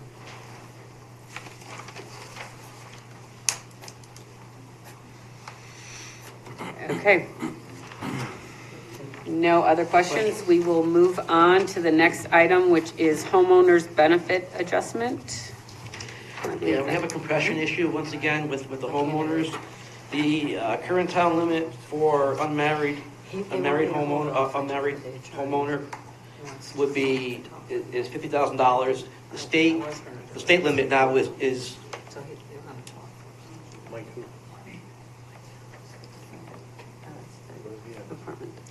Okay. Did you guys have a question with Dave? He's explaining. No, I'm sorry, Dave. That's okay. Talk about something else. So the homeowners, so the state limits are now are getting closer to our. Yeah, so Again, there's a compression issue. So the state unmarried income limit is only $5,000 less than our limits now, and our married homeowner limit is $61,000, and the state limit is only $6,000 lesser than that. So I propose to increase our income limits by $10,000 respectively for unmarried and married. okay. I mean, think about it. If you're a married couple and you're both getting Social Security, it's $25,000 a piece. That's $50,000 right there. So it leaves very little room for any other income. They'll put you over the top. They'll put you over. Yeah. Okay. And I also suggest, respectively, if we should increase our limits proportionally with the state increase every year. So whatever the state does, We mimic what they do every year, right? so that we don't get into the compression Right, issue? correct. Okay. So, Anthony, do you want us to handle this now or during budget? We can incorporate it at budget time. One other thing, I think the cost to us would be between $10,000 and $15,000 annually. To increase Mhm. to these Right. to this level? Okay. And I believe currently we have $125,000 in our budget. This year's budget was $125,000.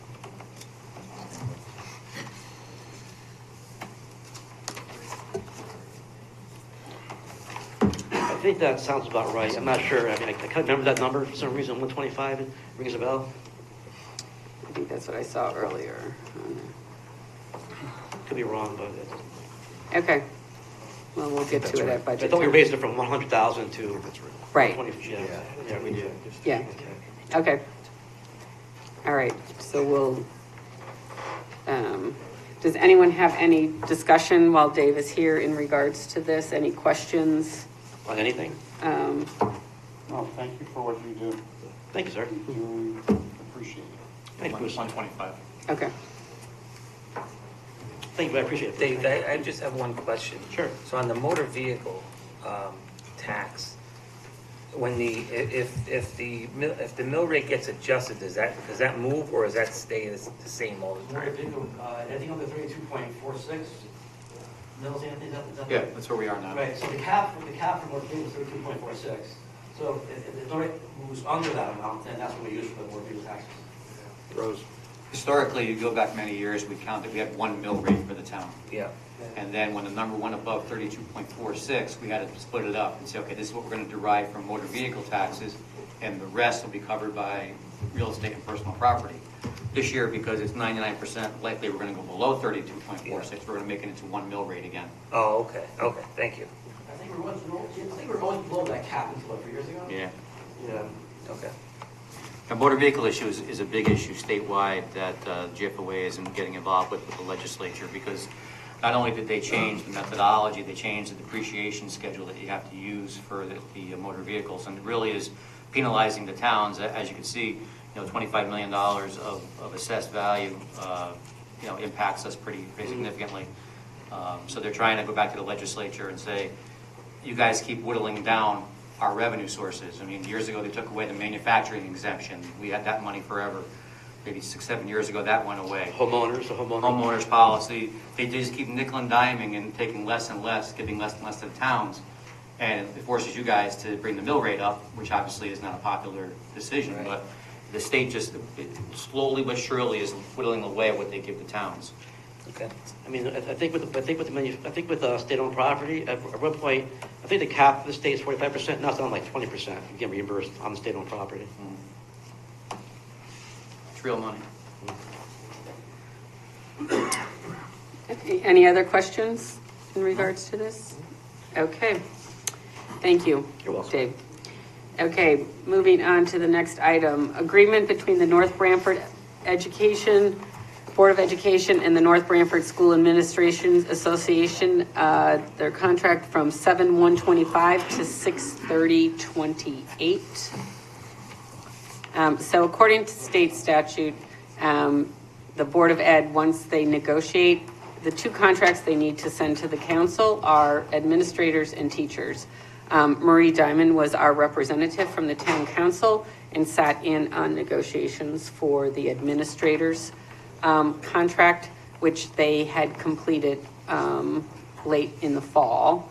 And they recently sent us the contract, which the town clerk has registered. And there is also a synopsis that the board gave as to what the major increases were in their contract. If we take no action, it will automatically go into place 30 days from the date that we received it, which was in January.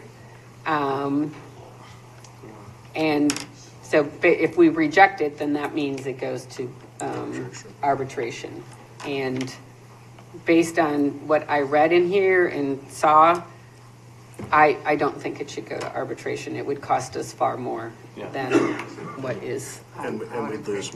what is listed here. So instead of just waiting the 30 days, is there someone that would like to make a motion to accept the administrator's contract? I'll make a motion to accept the administrator's contract as stipulated. Second. Okay, the motion has been made by Deputy Mayor McMillan, seconded by Councilor Diamond. Any discussion? All in favor? Aye. Aye. Opposed? Abstain? Motion carries. Okay.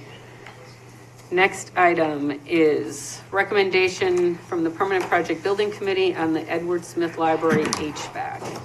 And I believe we have some people here from the building committee that would like to tell us what they have, why they have chosen the option they did So I'll for the lead off. recommendation. Al Rose, 40 Valley Road. Mike asked me to come here and defend our decision. So what we did, and I'll tell you what we did and why we did it. So we picked the one that was in the middle of the road, like 1.8 million, and plus or minus. We did that because there was a time limit on applying for grants. So we felt that, let's go for this. This is one of the best ways to fix it. However, if we don't get the grant money, that's where Lou comes in. That's what Lou does for a living. We can put a system in similar to what's there for probably less than 700,000. So there were 4 options that the engineer gave. The first option being the cheapest, which I believe was somewhere close to $500,000. Yeah, his numbers looked a little light though.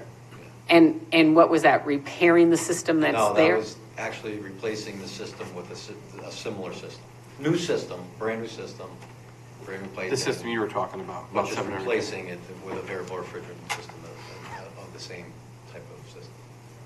Okay. Then the second one was the hybrid system, which we didn't really have enough information on that. They haven't been out there long enough to even, so I wouldn't even risk that being like, the guinea pig of the new system.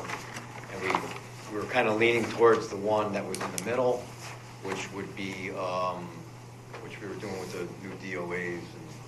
Because if you went to the actual highest budgeted system, you're talking about new electrical, bringing, additional power in. It was a lot of disruption to the library, so. Okay. So depending on where the steep grant, if we get the steep grant or not, or the amount of the steep grant on there, you will adjust the. According to Yeah. what you guys get. We can fine tune a budget. I mean, Lou is, and I don't want to speak for Lou, but he puts these systems in now all the time in brand new schools and other facilities. The same system we have. The one we have right now. And I'm assuming, and Lou can answer better than anybody, the technology 17 years ago to today, I'm sure, is much different. So, and that's that, I think we all agreed that the numbers were probably light. So it might be a $600,000 or $700,000 system, or which is exactly what we have now. And the installation is important. If it Right. needs to be installed properly. And maintained. How long would something like that take, and how long would the library be offline? I think we were talking about they would actually Yeah, move they them would- out of there. Yeah. Do what? Temporarily. They would move them out of there temporarily while the work was being done. Yeah, makes sense. I don't know. I mean, I would think maybe a couple of months of construction, maybe. Okay. I don't know when you guys are going to know about the steep grant. It depends. Sometimes they've rendered the decision in the summer. Sometimes they've done it in the fall. But, we could talk to Representative Candelora, see if there's a way to expedite that. Are you going to be, is it all hinged on the steep grant, or are you? No, we know we have to fix it. Right. We know we have to fix it, and we put a placeholder in our CIP, our capital improvement plan, so that we could move forward with it. At the time that we talked about it, we didn't know about the steep grant. The steep grant came out afterwards. So you can move forward even while you're waiting for the steep grant? See, I think if you were gonna move forward, Well, you'd go with replacing the system that's there. Right. That's right. I mean, you're gonna get Another, if you only got another 15 years, we could replace it 3 times for For what you're gonna. the next thing. So it's all about the grant money if you're on the wait, but we really have to do it Yeah. so it's ready for next winter. right, because they got portable Does it heaters cool? all over. Yeah, heating. So- Yeah. Heating. So does it cool now or it doesn't cool now? I think they have problems. Yeah, I think the cooling's an issue. Isn't the cooling issue over there too? Yes, it's more on the upstairs. Upstairs, right. But they got portable heaters all over this place. So if we replace what's there, it's around 5 to 700,000, right? Versus going to 1.8 million. And hoping to get a What's, grant for what's, $1 million. what, why would we do that if we could fix it for 500,000 to 700,000? What's the The gain, I longevity of the guess? system. We What's got that? 17 The years longevity out of of the the one system. now. Longevity, which means, Like Dave just said, you could actually put the system in 3 times to get the longevity you're gonna get out of the other system. So it may be the best for us just to go with the system that's there. So. Not that there's anything wrong with the system. I put them in all the time. It's just that I think Ken had some issues with it. And I think with the technology now, though, I think it's something that if it's installed properly with the technology now, and the improvements and the maintenance that the efficiencies they have now, I just think that the system could be fine. So the 1.8, if I hear that, is like a 45 year, and the 750,000 or 700,000 is about 15 years. So 3 times over is the We got 45. 17 out of this last one, it's probably 15 to 20 20 years. years, on the outside 20. And again, it's all about, and Lou will tell you, and something we need to all kind of talk about with all the new projects that we've done about maintenance programs. I think you guys heard about us talking about it, I think it's gonna be critical. So, right I now, actually think you guys should send to the building committee for us to look at service contracts Maintenance contracts. for all these new modern systems. everything's It's not fair much to more think that- technical Spending millions on systems. You're that dealing with computers, should not. be maintained. can I ask a question? Presently, right now, in the library, what's the shelf life of what's happening there now? Is It's it, not working now. The first Place floor is expired. not. First floor. it's expired? Yeah. Well, the children's library downstairs, I believe, works. Yes. Yes. Right. And what's the shelf life of that one? Do you know? It's What, It's to keep day to that one day. on and change the other system? No, They have- I'm just saying the shelf life of what's there now. 17 years Yeah, you got out of that, it's done. So what's working presently? Well, they have Do you a whole have bunch any of idea, stuff like, how much plugged in longer on it's every gonna last? corner. It's working, but it's not that efficient. And the upstairs is, there's probably a dozen, I I'm don't just know, trying half to a find out dozen like portable how heaters. quickly we have to go and do this. Well- Like, is it immediately right now? Well, they have portable heaters. I know that. So the 5 to the first, the lesser of the 2 that we're talking about, is that for the whole building? Yes. Correct. Okay, so it's Right. for upstairs. There's downstairs. 2 heat pumps, The whole thing's- there's 2 heat Right. pumps that control approximately 10 units per floor. Guys, I have one question. I remember hearing that replacing this system was kind of going to be a nightmare because of the way it was installed and it's in the walls and everything else like that. The ceilings. If you do the lesser of 2 evils, the $700,000 one, are we going to still have that same problem 15 years from now? And if we do the 1.8, will it be completely reconstructed so that we can access the system easier in the future? Well, Yeah, you're still gonna have it's a tight space. we don't know how much room, we assume we have in that library, certain areas of the library that we have more ceiling space to be able to either, A, put units or put what we have. But there's gonna be, even if we do the 1.8, we're gonna have exposed areas of ductwork. Yeah, you're gonna have to box in. We're gonna have to do, But will that system be at all easier to work on than the cheaper version? Or is it kind of Well, you would have- 6, 1/2 dozen? If we went with a water furnace style system, you're dealing with water, which they don't have now. All your refrigerants outside, not inside. Might be easier for them to service down the road. But if the unit's installed properly, though, it should last. Well, I'm just talking, we're Even the talking one that's about there. maintenance contracts and stuff too, so I want to make sure that they're easily Yeah. serviceable and easy to get to. We don't want to create the same issue and just, spend a bunch of money and then have, down the road, have the same thing, you know what I mean, so. So is the replacement, as is the shelf life still 15 to 17 years? 15 to 20 years. 15 to 20 years? It's so surprising to hear it that, I mean, I understand like house furnaces or that, but you would think a municipal system would get more usability than 15, 20. You'd want to at least see 25, 30. Is there a product out there that does But the that? system now, Lou, right, it's running 24/7, whether it's heat or AC. Yeah. So, I mean, the benefits of those systems too is you can run heating and cooling at the same at the time. same time. It's just a clock So that keeps if on it going. was serviced on a regular maintenance, you think you Yeah, get they should more be than- checked. It should be checked. You should get 20 to, would you get Yeah. 20 to 25 Yeah. years?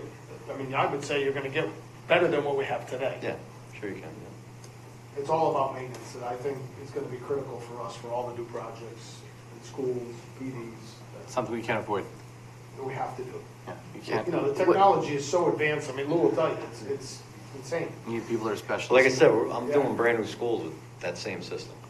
You know, more Okay. modern system. Franny wants to weigh in. I heard the service, I just want to make it clear. You can't buy parts for a service. No. You can't buy parts. So it's not about we didn't service it, No, right. it's been No, serviced. that's not what I'm saying. But the other thing in the room is. If we go to the new, I don't, the piping all has to get changed out too, correct? You would have to pull So you're talking about, you're gonna be ripping walls out and ceilings out also with this. You gotta get the pipes that are in there out, because you use. If we change. If. No, well, no, even with even what the we're doing same now, system, we even have the to- replacement, we have to because there's all replace the different lines. gases too, Right. so it's not just we're gonna be putting, units up in the ceiling. Yeah, you got 17 years out of that. And We're not knocking. No, I'm just Right. saying, I wanna make it Yeah. clear. How much is the building When you worth? say Building a they house get service, they got service. No, they got service, you just can't get parts anymore for those units though. You need to have a service contract with guys that are doing it every day. Yeah, they're half the reason, you know, and they have service it, but the problem today is they can't get parts. Right, Franny and Kenny will tell you, you know, there's no longer available, they're not manufacturing it. right. Or there's none left in the country. So to cut to the chase, you guys are basically saying the $700,000 system is the way we should be going, right? Well, we put that 1 point in as a placeholder if you got the grant, and we would But vary if you from did there. do, like Mike said, if you do the 700, you still apply for the grant. It Right. goes up to $1 million, so. Right. Right, because if it's 1.8, and even if we got $1 million, the max, we Right. still have $800,000 we have to come up with Correct. on there. Right. And the whole system is $700,000. System and that's Yeah, we it. should do some budgeting. Right. Lou looked at this. Yeah, but you get since twice we the made our lifespan out decision, of it though, because right? we had just Right. gotten this Maybe. report. So They said now, 30. you know, I mean, they're Frank telling, does they're the- guiding us the other way. better They're handle telling us on the it. $700 system. Why don't you explain to That's us the way they wanna a little go. bit about this other system that you may be. It's this one of the style of the systems I was talking to Kenny about. It's a newer system where the unit actually goes, it's a heat pump that goes outside the building, and you run water in instead of having refrigerant in. But, I mean, then you would be talking piping, you know, you got water piping in the building instead of having refrigeration. You can actually get them with a same type of cassette unit, so you can minimize the ductwork. But you're still, even like Fran said, you're still opening up areas to run piping, you're opening ceilings, you know. with But we have any to of rip the the old system out. You're gonna do that with any Right. system. And that should all fall under, you know. I think we were concerned about just for you guys as a timing to get. Yeah, I mean, I like to put some, number. it'd be nice to put some actual hard budget numbers together. But if we could turn around, that's the reason why we decided to go, if you put the 1.8 in as a placeholder, if you have to do that for the grant. Right. And we're using the FLN's report for that option Which- as the budget for the application that's due Thursday. If we were able to get the grant, does that change your recommendation as to which system? If you were to I mean- get the 1.8, Well, they'd only get a. Well, you only get $1 million. You got a Up million, to they $1 still million. got Up to $1 million. 800,000. Right, so we should just Right. go with the 700,000? So, It's a no-brainer. again, if I mean, I you would think be if it- applying for the million. It's the same cost. I think it put the, I mean, I I mean, put they're- the same they system. definitely were guiding us that way. We should take the recommendation, and that's what we want to go with, I think right? we'd be leaning towards doing The the first first back at it with the same system, only updated. Okay. And it may be 600, 700,000, we don't have it. I think that number was, I think we all agreed that those numbers were. We're light. Yeah, his numbers were late. That's So why the he was 700,000 he was, Even the light number. 1.8 could be. yeah, he was like 520 something, and I'm Right. saying 7, so I mean, I think he was late. You knew a guy. So the 1.8 might be light also. 2, Could be. could be. Yeah, so, that's why we said, you know, we only kind of gave you a number Right, just so you can go for a grant. And right. again, I think We with the understand. technology today, and Lou is comfortable with those systems, he puts them in, and, you know, if you get the money, we can, and again, I think we gotta crunch some numbers again anyways. Okay. Okay. Does anyone else have any questions regarding this? Thank you, guys. You guys want an update on the high school at all? Sure, real quick. So basically, we're down to about 75 items, of punch list items. Some of it's related to spring items for outside issues. The glazing, we have now about 151 panels of windows that we're up to right now for our third-party consultant. That will have to be replaced this summer? Changed in the summer again.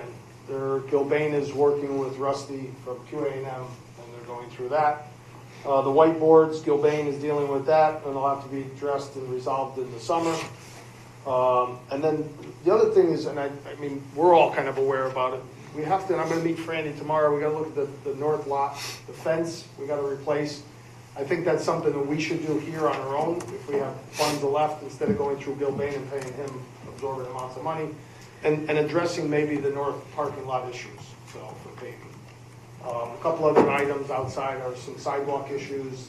That outside kind of amphitheater, there's a couple of questions that we have to deal with on that.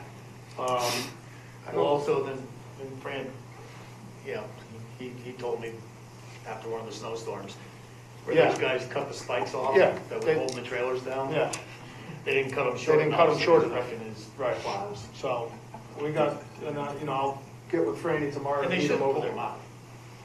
Well, I think Gilbane has to be responsible for some of this. We don't know where that's going to go, but certainly, you know, we'll address that as well. Okay. And the PD issues, we're moving forward. Just waiting on SBA. Okay, great. Okay. Thank you. Thank you. Thank you.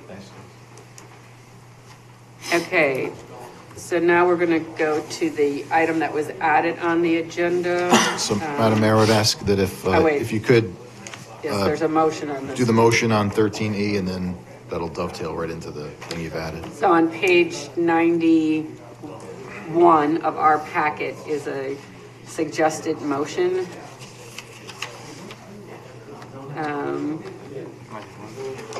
Yes. All right, so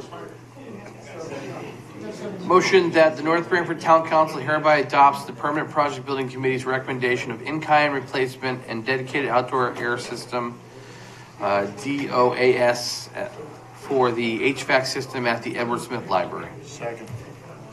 The motion was made by Deputy Mayor McMillan, seconded by Councilor Goat. Any further discussion? All This in, is the one that's they're recommending, yes? Yes. Correct. yes.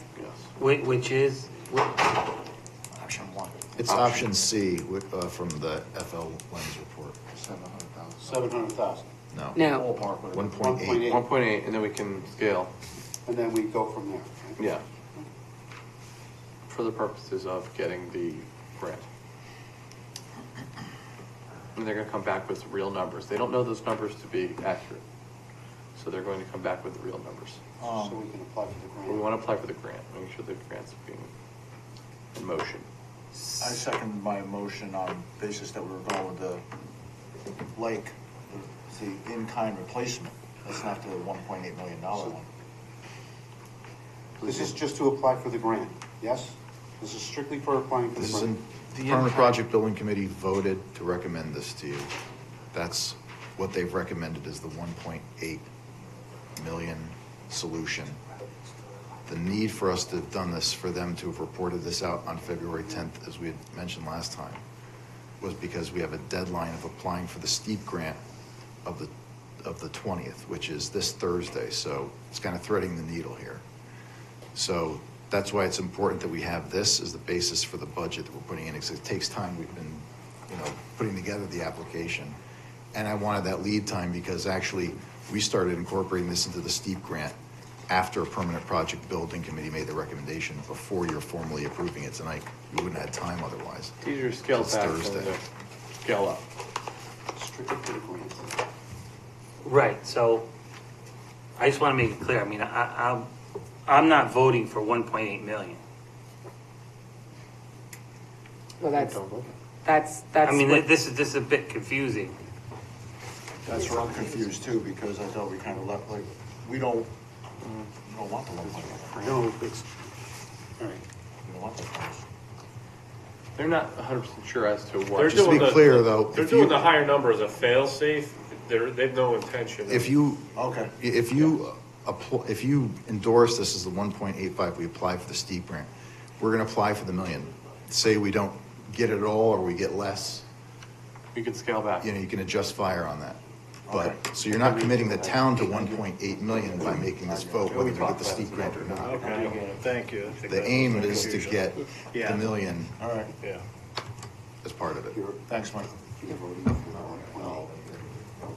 Huh. I just want to make sure I make my statement. Yes. Because I'm not, you know. Okay. Okay. We're not spending. All right, so. This is the permanent project recommended the $1.8 million option out of the options. And that's what this motion is covering right now, so that we can complete the grant, the steep grant application and submit it. And the actual system that we replace it with will be determined on whether we get the steep grant or how much we get from it. And we still have time to change which option we go with at that point in time. Okay. Got it. Tommy, Okay. we're starting to sweat. Yeah. Got it. Okay, so, And pan up some CBD. all right, so are we ready to vote? Everyone, okay. Yes. All in favor? Aye. Aye. Opposed? Abstain? Motion carries. Now we are on to our added item that we added to the agenda, which is the steep grant application. I'd like to make a motion that the town council of the town of North Branford adopt a resolution authorizing town manager Michael P. Downs to apply for and execute any and all documents related to the 2025 steep grant. Second. Motion has been made by Councilor Palladino, seconded by Deputy Mayor McMillan. Discussion? All in favor? Aye. Opposed?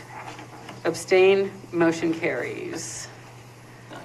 Okay. Next item on the agenda is review and appointment of council liaisons. So this was, let me just get the, what page? These are 90. Okay, so these are our current, whether it's a board or commission, some are appointments, those are at the top. And then anything with the star, starting with the Board of Ed down, are just liaisons to boards and commissions. I know people's work schedules have changed, and that's why I just put this in here.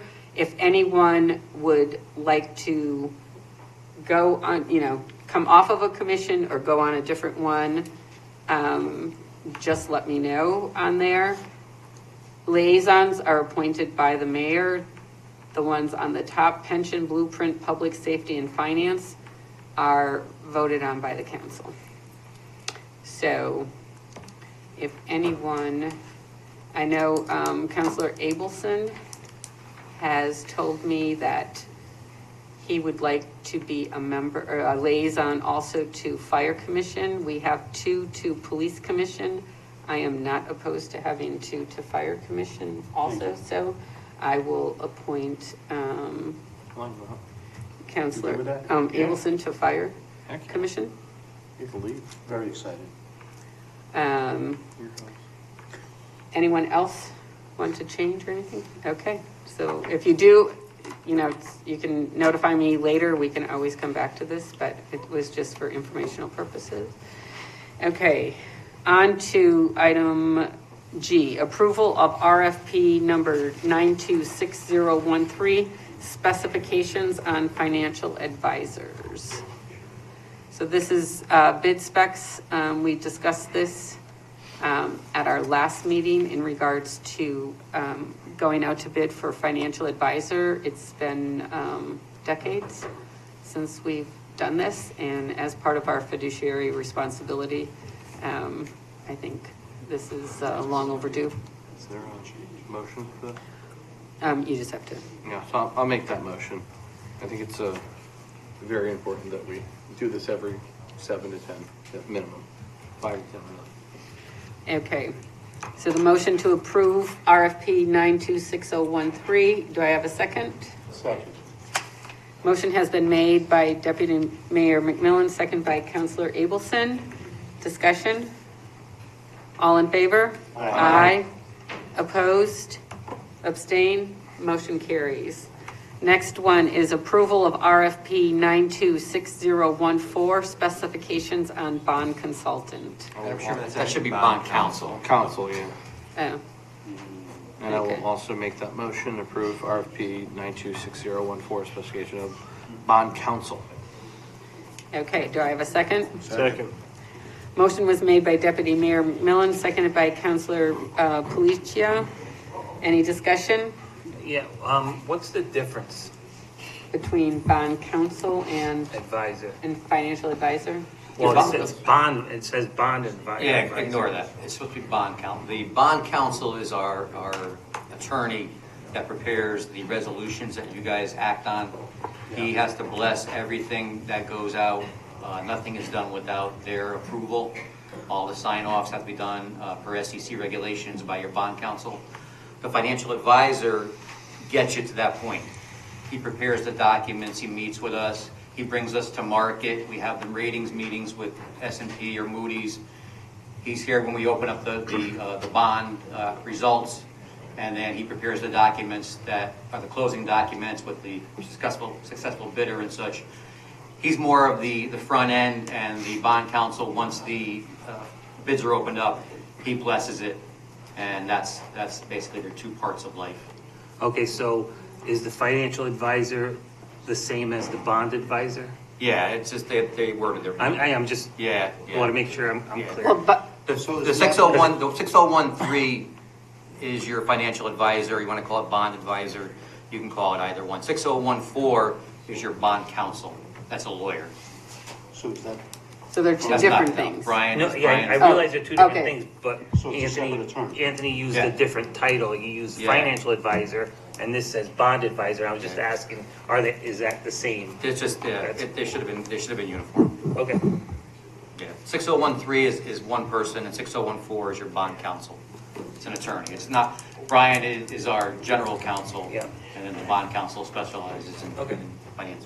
Thank you. And if you look at the document itself, the request for proposal for bond advisor, which is the same as your financial advisor for 926013, it's, the advisor will support the town's finance department and bond counsel being the attorney, in structuring and implementing sales of bonds and associated responsibilities with prior bond sales. So it's specific to bonds is what you're doing. could that be somebody in your office also? Clearly not the bond advisor or the financial advisor, but not bond counsel. We do not do Okay. bond counsel work. No. There's only a few firms in the state that do that.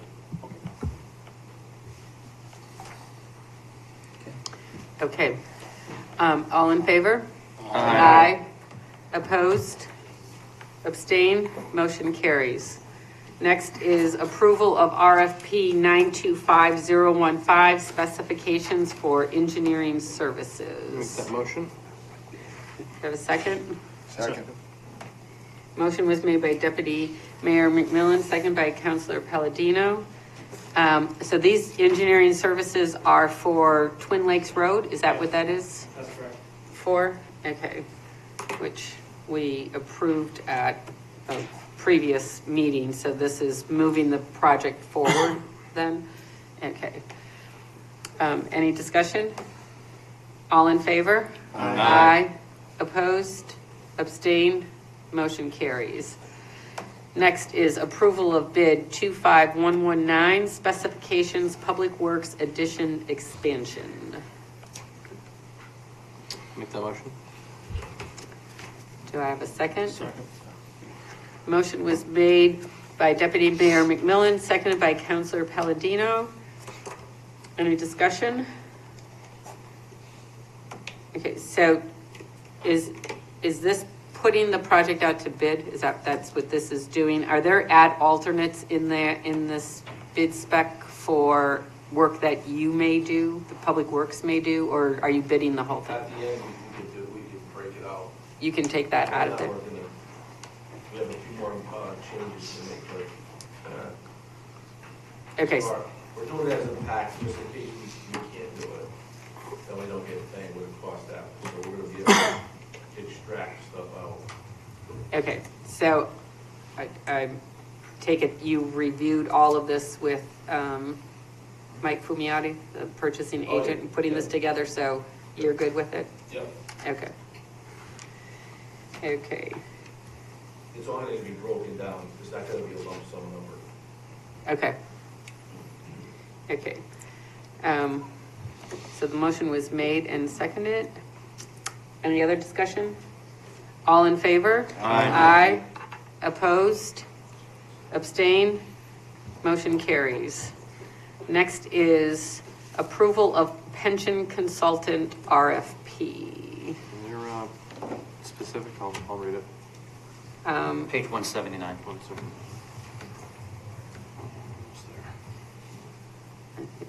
This is based on the recommendation from pension. Correct.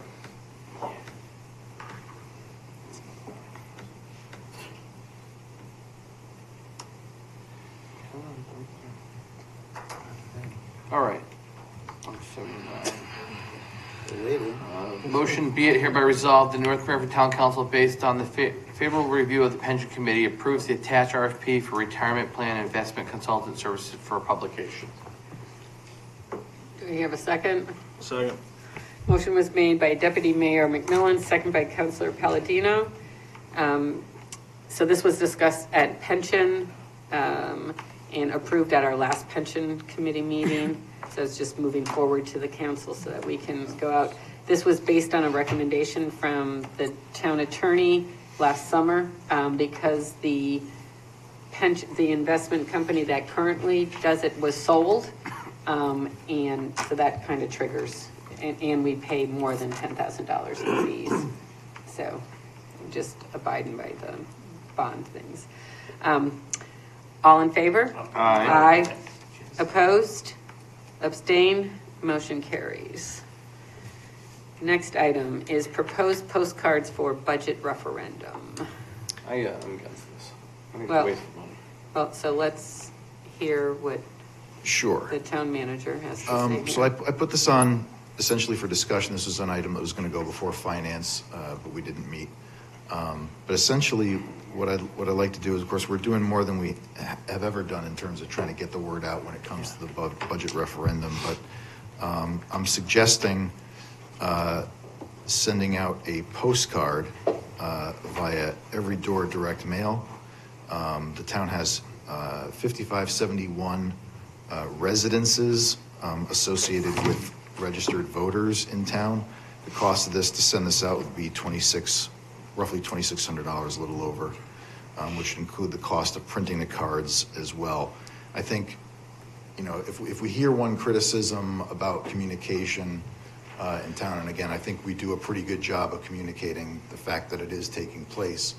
But this, sending literally an invitation to every registered voter at their household, I think removes the argument that people aren't being properly notified about this, or that the information isn't getting to them. So that's something I'm putting forward as a consideration. Going forward, I would build this into my budget for the referendum, but I don't have that in here now for this current fiscal year. So if we were to do this year, we could take it out of contingency to make it happen this year. Just by point of comparison, I also put in here Totucket Times inserts, which are 8 cents a piece. They circulate to 6,100. There's a difference in the numbers, of course, because those also go to businesses and they don't take into consideration householding by registered voters. So it would just go to every household. But of course, I would also point out Totucket Times already carries information about the referendum in there. We already put that in there. So, if somebody's not reading the Totucket Times, they're not getting it and they're not going to see it anyway. But that's just a price comparison there for you to see. And so that's something that I'm suggesting that we consider for this go-round and for your consideration.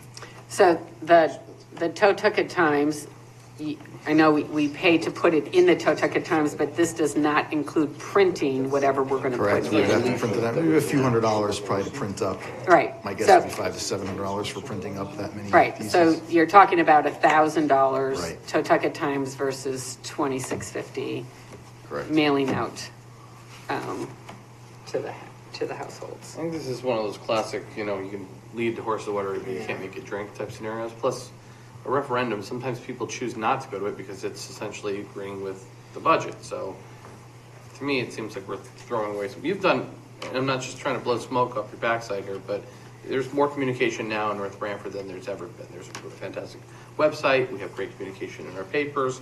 There's more, we've spent money on town signs, on those, those electronic signs. I think we have I plenty. imagine it's included in the There's not enough newsletter. signs in this town. Yeah, right. I mean, honestly, this is gonna be something that's gonna be instantly deposited into the round file, and it's gonna be wasted revenue.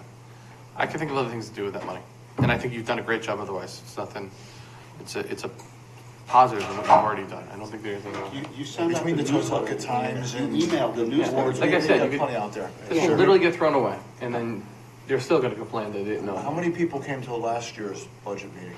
Well, 7 or Not a 12. lot. So now, it might- Well, to the actual budget, yeah. in April, 0. So 0, so if we put it in the postcard, we might get 2. Well, the postcard is to vote in May at the budget referendum. That's But- just to let them strategy know not to for go. May 13th. By not Which voting. there are signs in the town that says May 13th. Right. around the town, which people don't read. So, Well, good. we could look at it another way. We can use this as a testing ground. You who doesn't like to spend money, you like to test around as well. Well, you got people, we heard it tonight. The information's not getting out there, but we all know that what you just said is true, that Mike's done a terrific job getting the message out, in my opinion, and I think in a lot of our opinions, with the different ways he goes about it. But for whatever, what was it, $2,600? Do it as a one-time and see what happens at the referendum. Because I've been to, a lot of referendum voting even before I was on the council, and it was amazing how many people didn't come, or how small the crowd was that did attend. I remember them doing it in the gym in the high school one time. You wrote on a piece of paper. Oh, no, you held up the red card. Yeah, there's all, Yes. Right, That yeah, we all was- remember doing that. Right, so, maybe just one last effort at this, because we do want the people to be involved, Gotta offer snacks. I don't know. A cheese plate.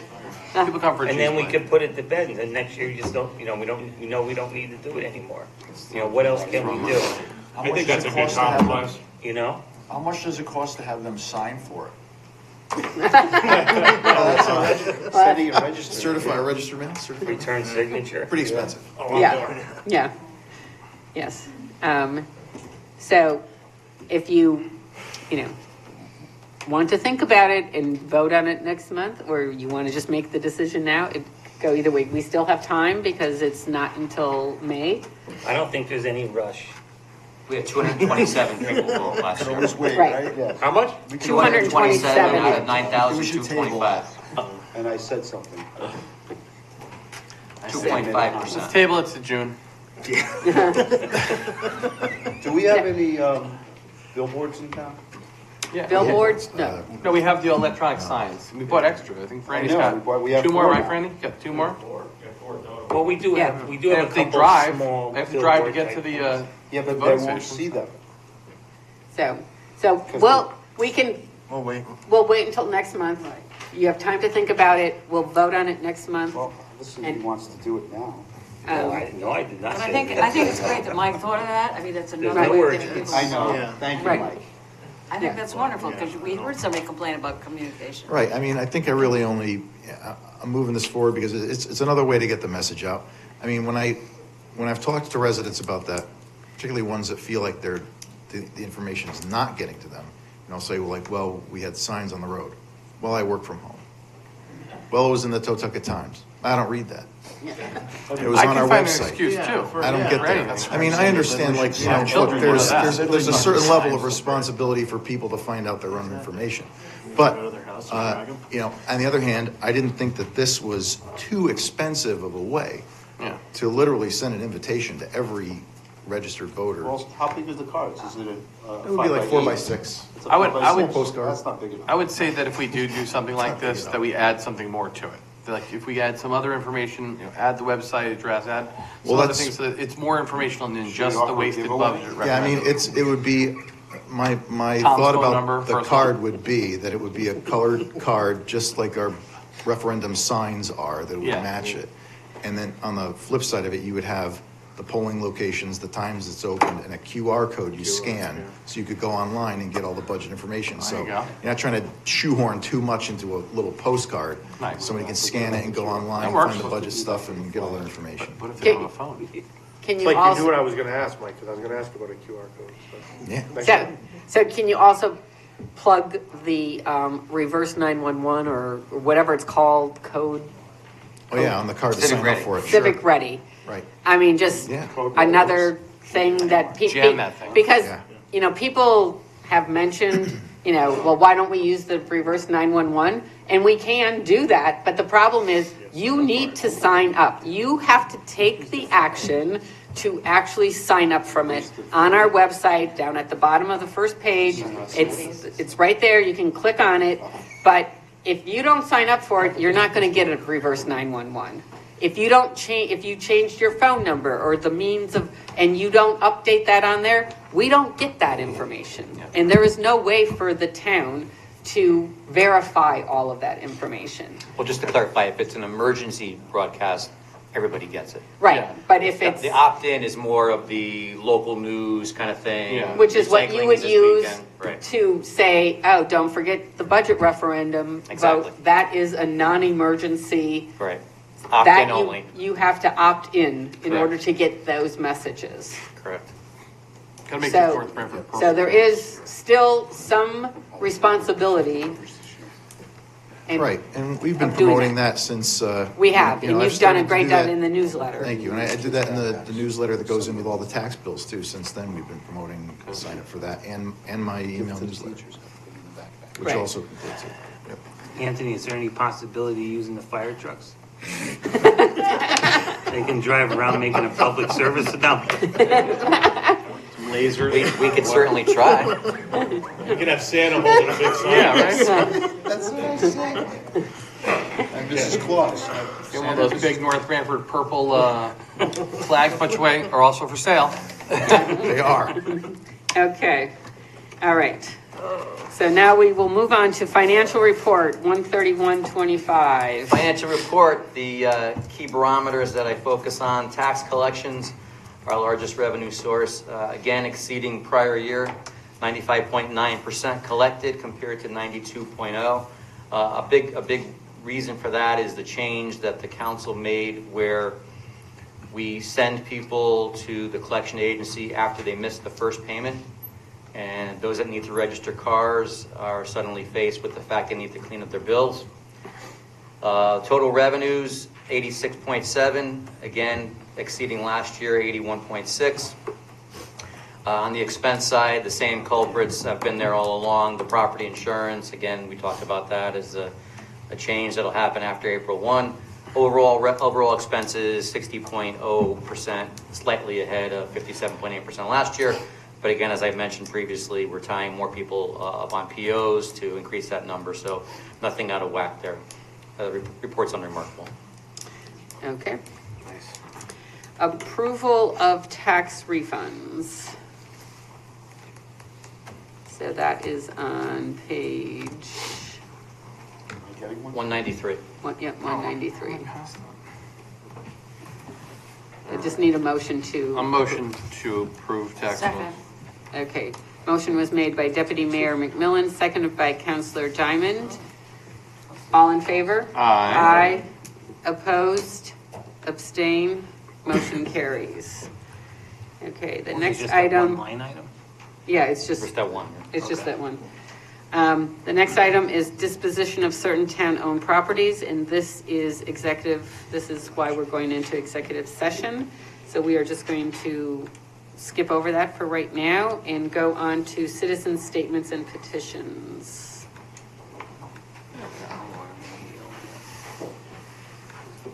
Good evening. When was the last time I told you I was upset with the way you did the budget? I think never. I think the problem with citizens, it shouldn't be your headache if they can't figure out how to find out what they need. Large trash pickup, put it on Facebook. Boy, do people scramble for that. I tell you what, if you get Gary Cole to forecast that, well, while you're mentioning large trash pickup, you might want to mention the referendum. But also look at the purpose of the referendum. How many people are upset with the budget? I mean, you guys really work hard to get it right. With what we got in town for tax money and how to spend it, you do a good job. I'm a no-show at every tax vote because I want it to go. So you're never going to see me at the polls because I'm happy with what you do, but I'm here and I listen. And again, Randall, he does a good job getting the word out. I mean, I don't know how many, what just count up to over 4,000 or 5,000 people? Oh, no, he's almost It's like 8. 8,000. Yeah. Almost 8. So again, the way to find out is there. Why should, you can't fix, I was going to say you can't fix stupid, but I can't say that. You can't fix the lack of intelligence. Good thing you didn't. Yeah, good. You can't fix the lack of intelligence. You can't. You just can't motivate these people. I mean, you've got to kick the rock they're laying under over to get them to even see a little sunlight. So again, I think you really don't have to lose sleep over this. It's on them. If they can't figure it out, shame on them, not shame on you guys. You're doing a good job with what you can. And it's as easy as that. Well, it's not as easy as that because you're going to give up half a month of your personal time coming up. So again, I appreciate the time you get. And I know you make the dollars work as best you can. And I know we don't have a lot of business, and we've always talked about this, but it's just the way things are in town. And again, it's still the greatest town on the shoreline. And I wouldn't live anywhere else.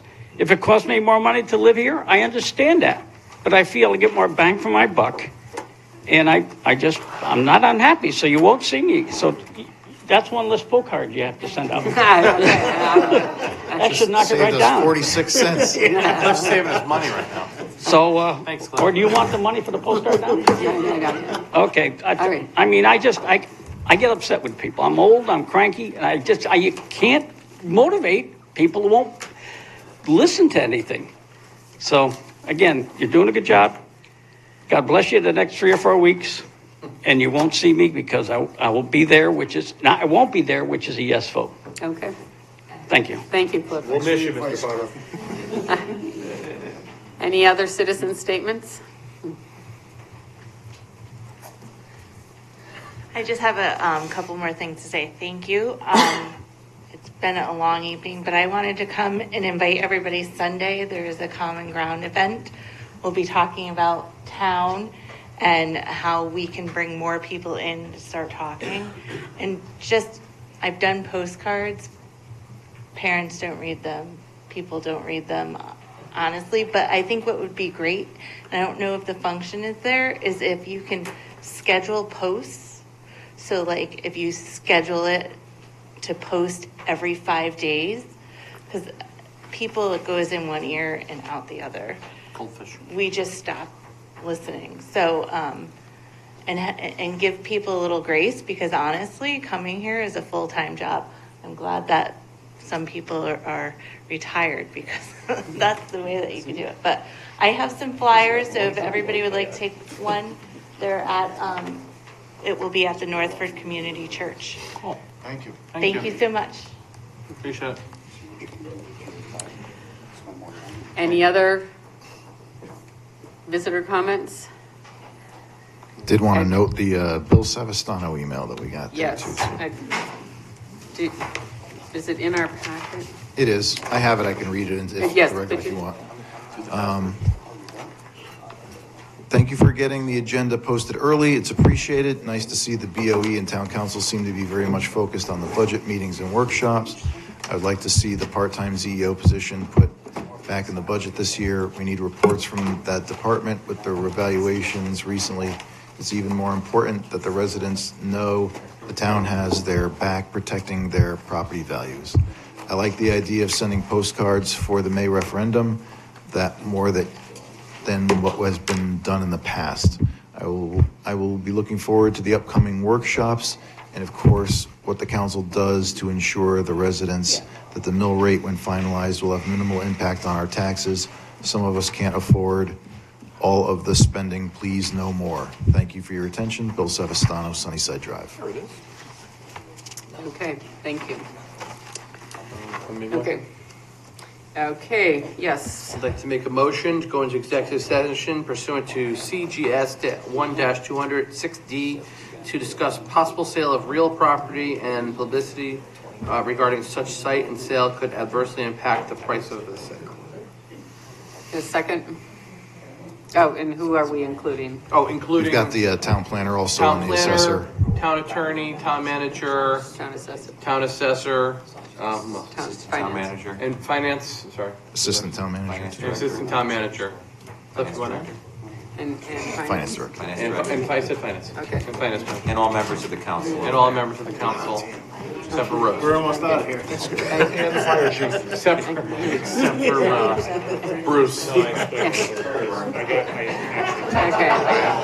Gotta get a second in there.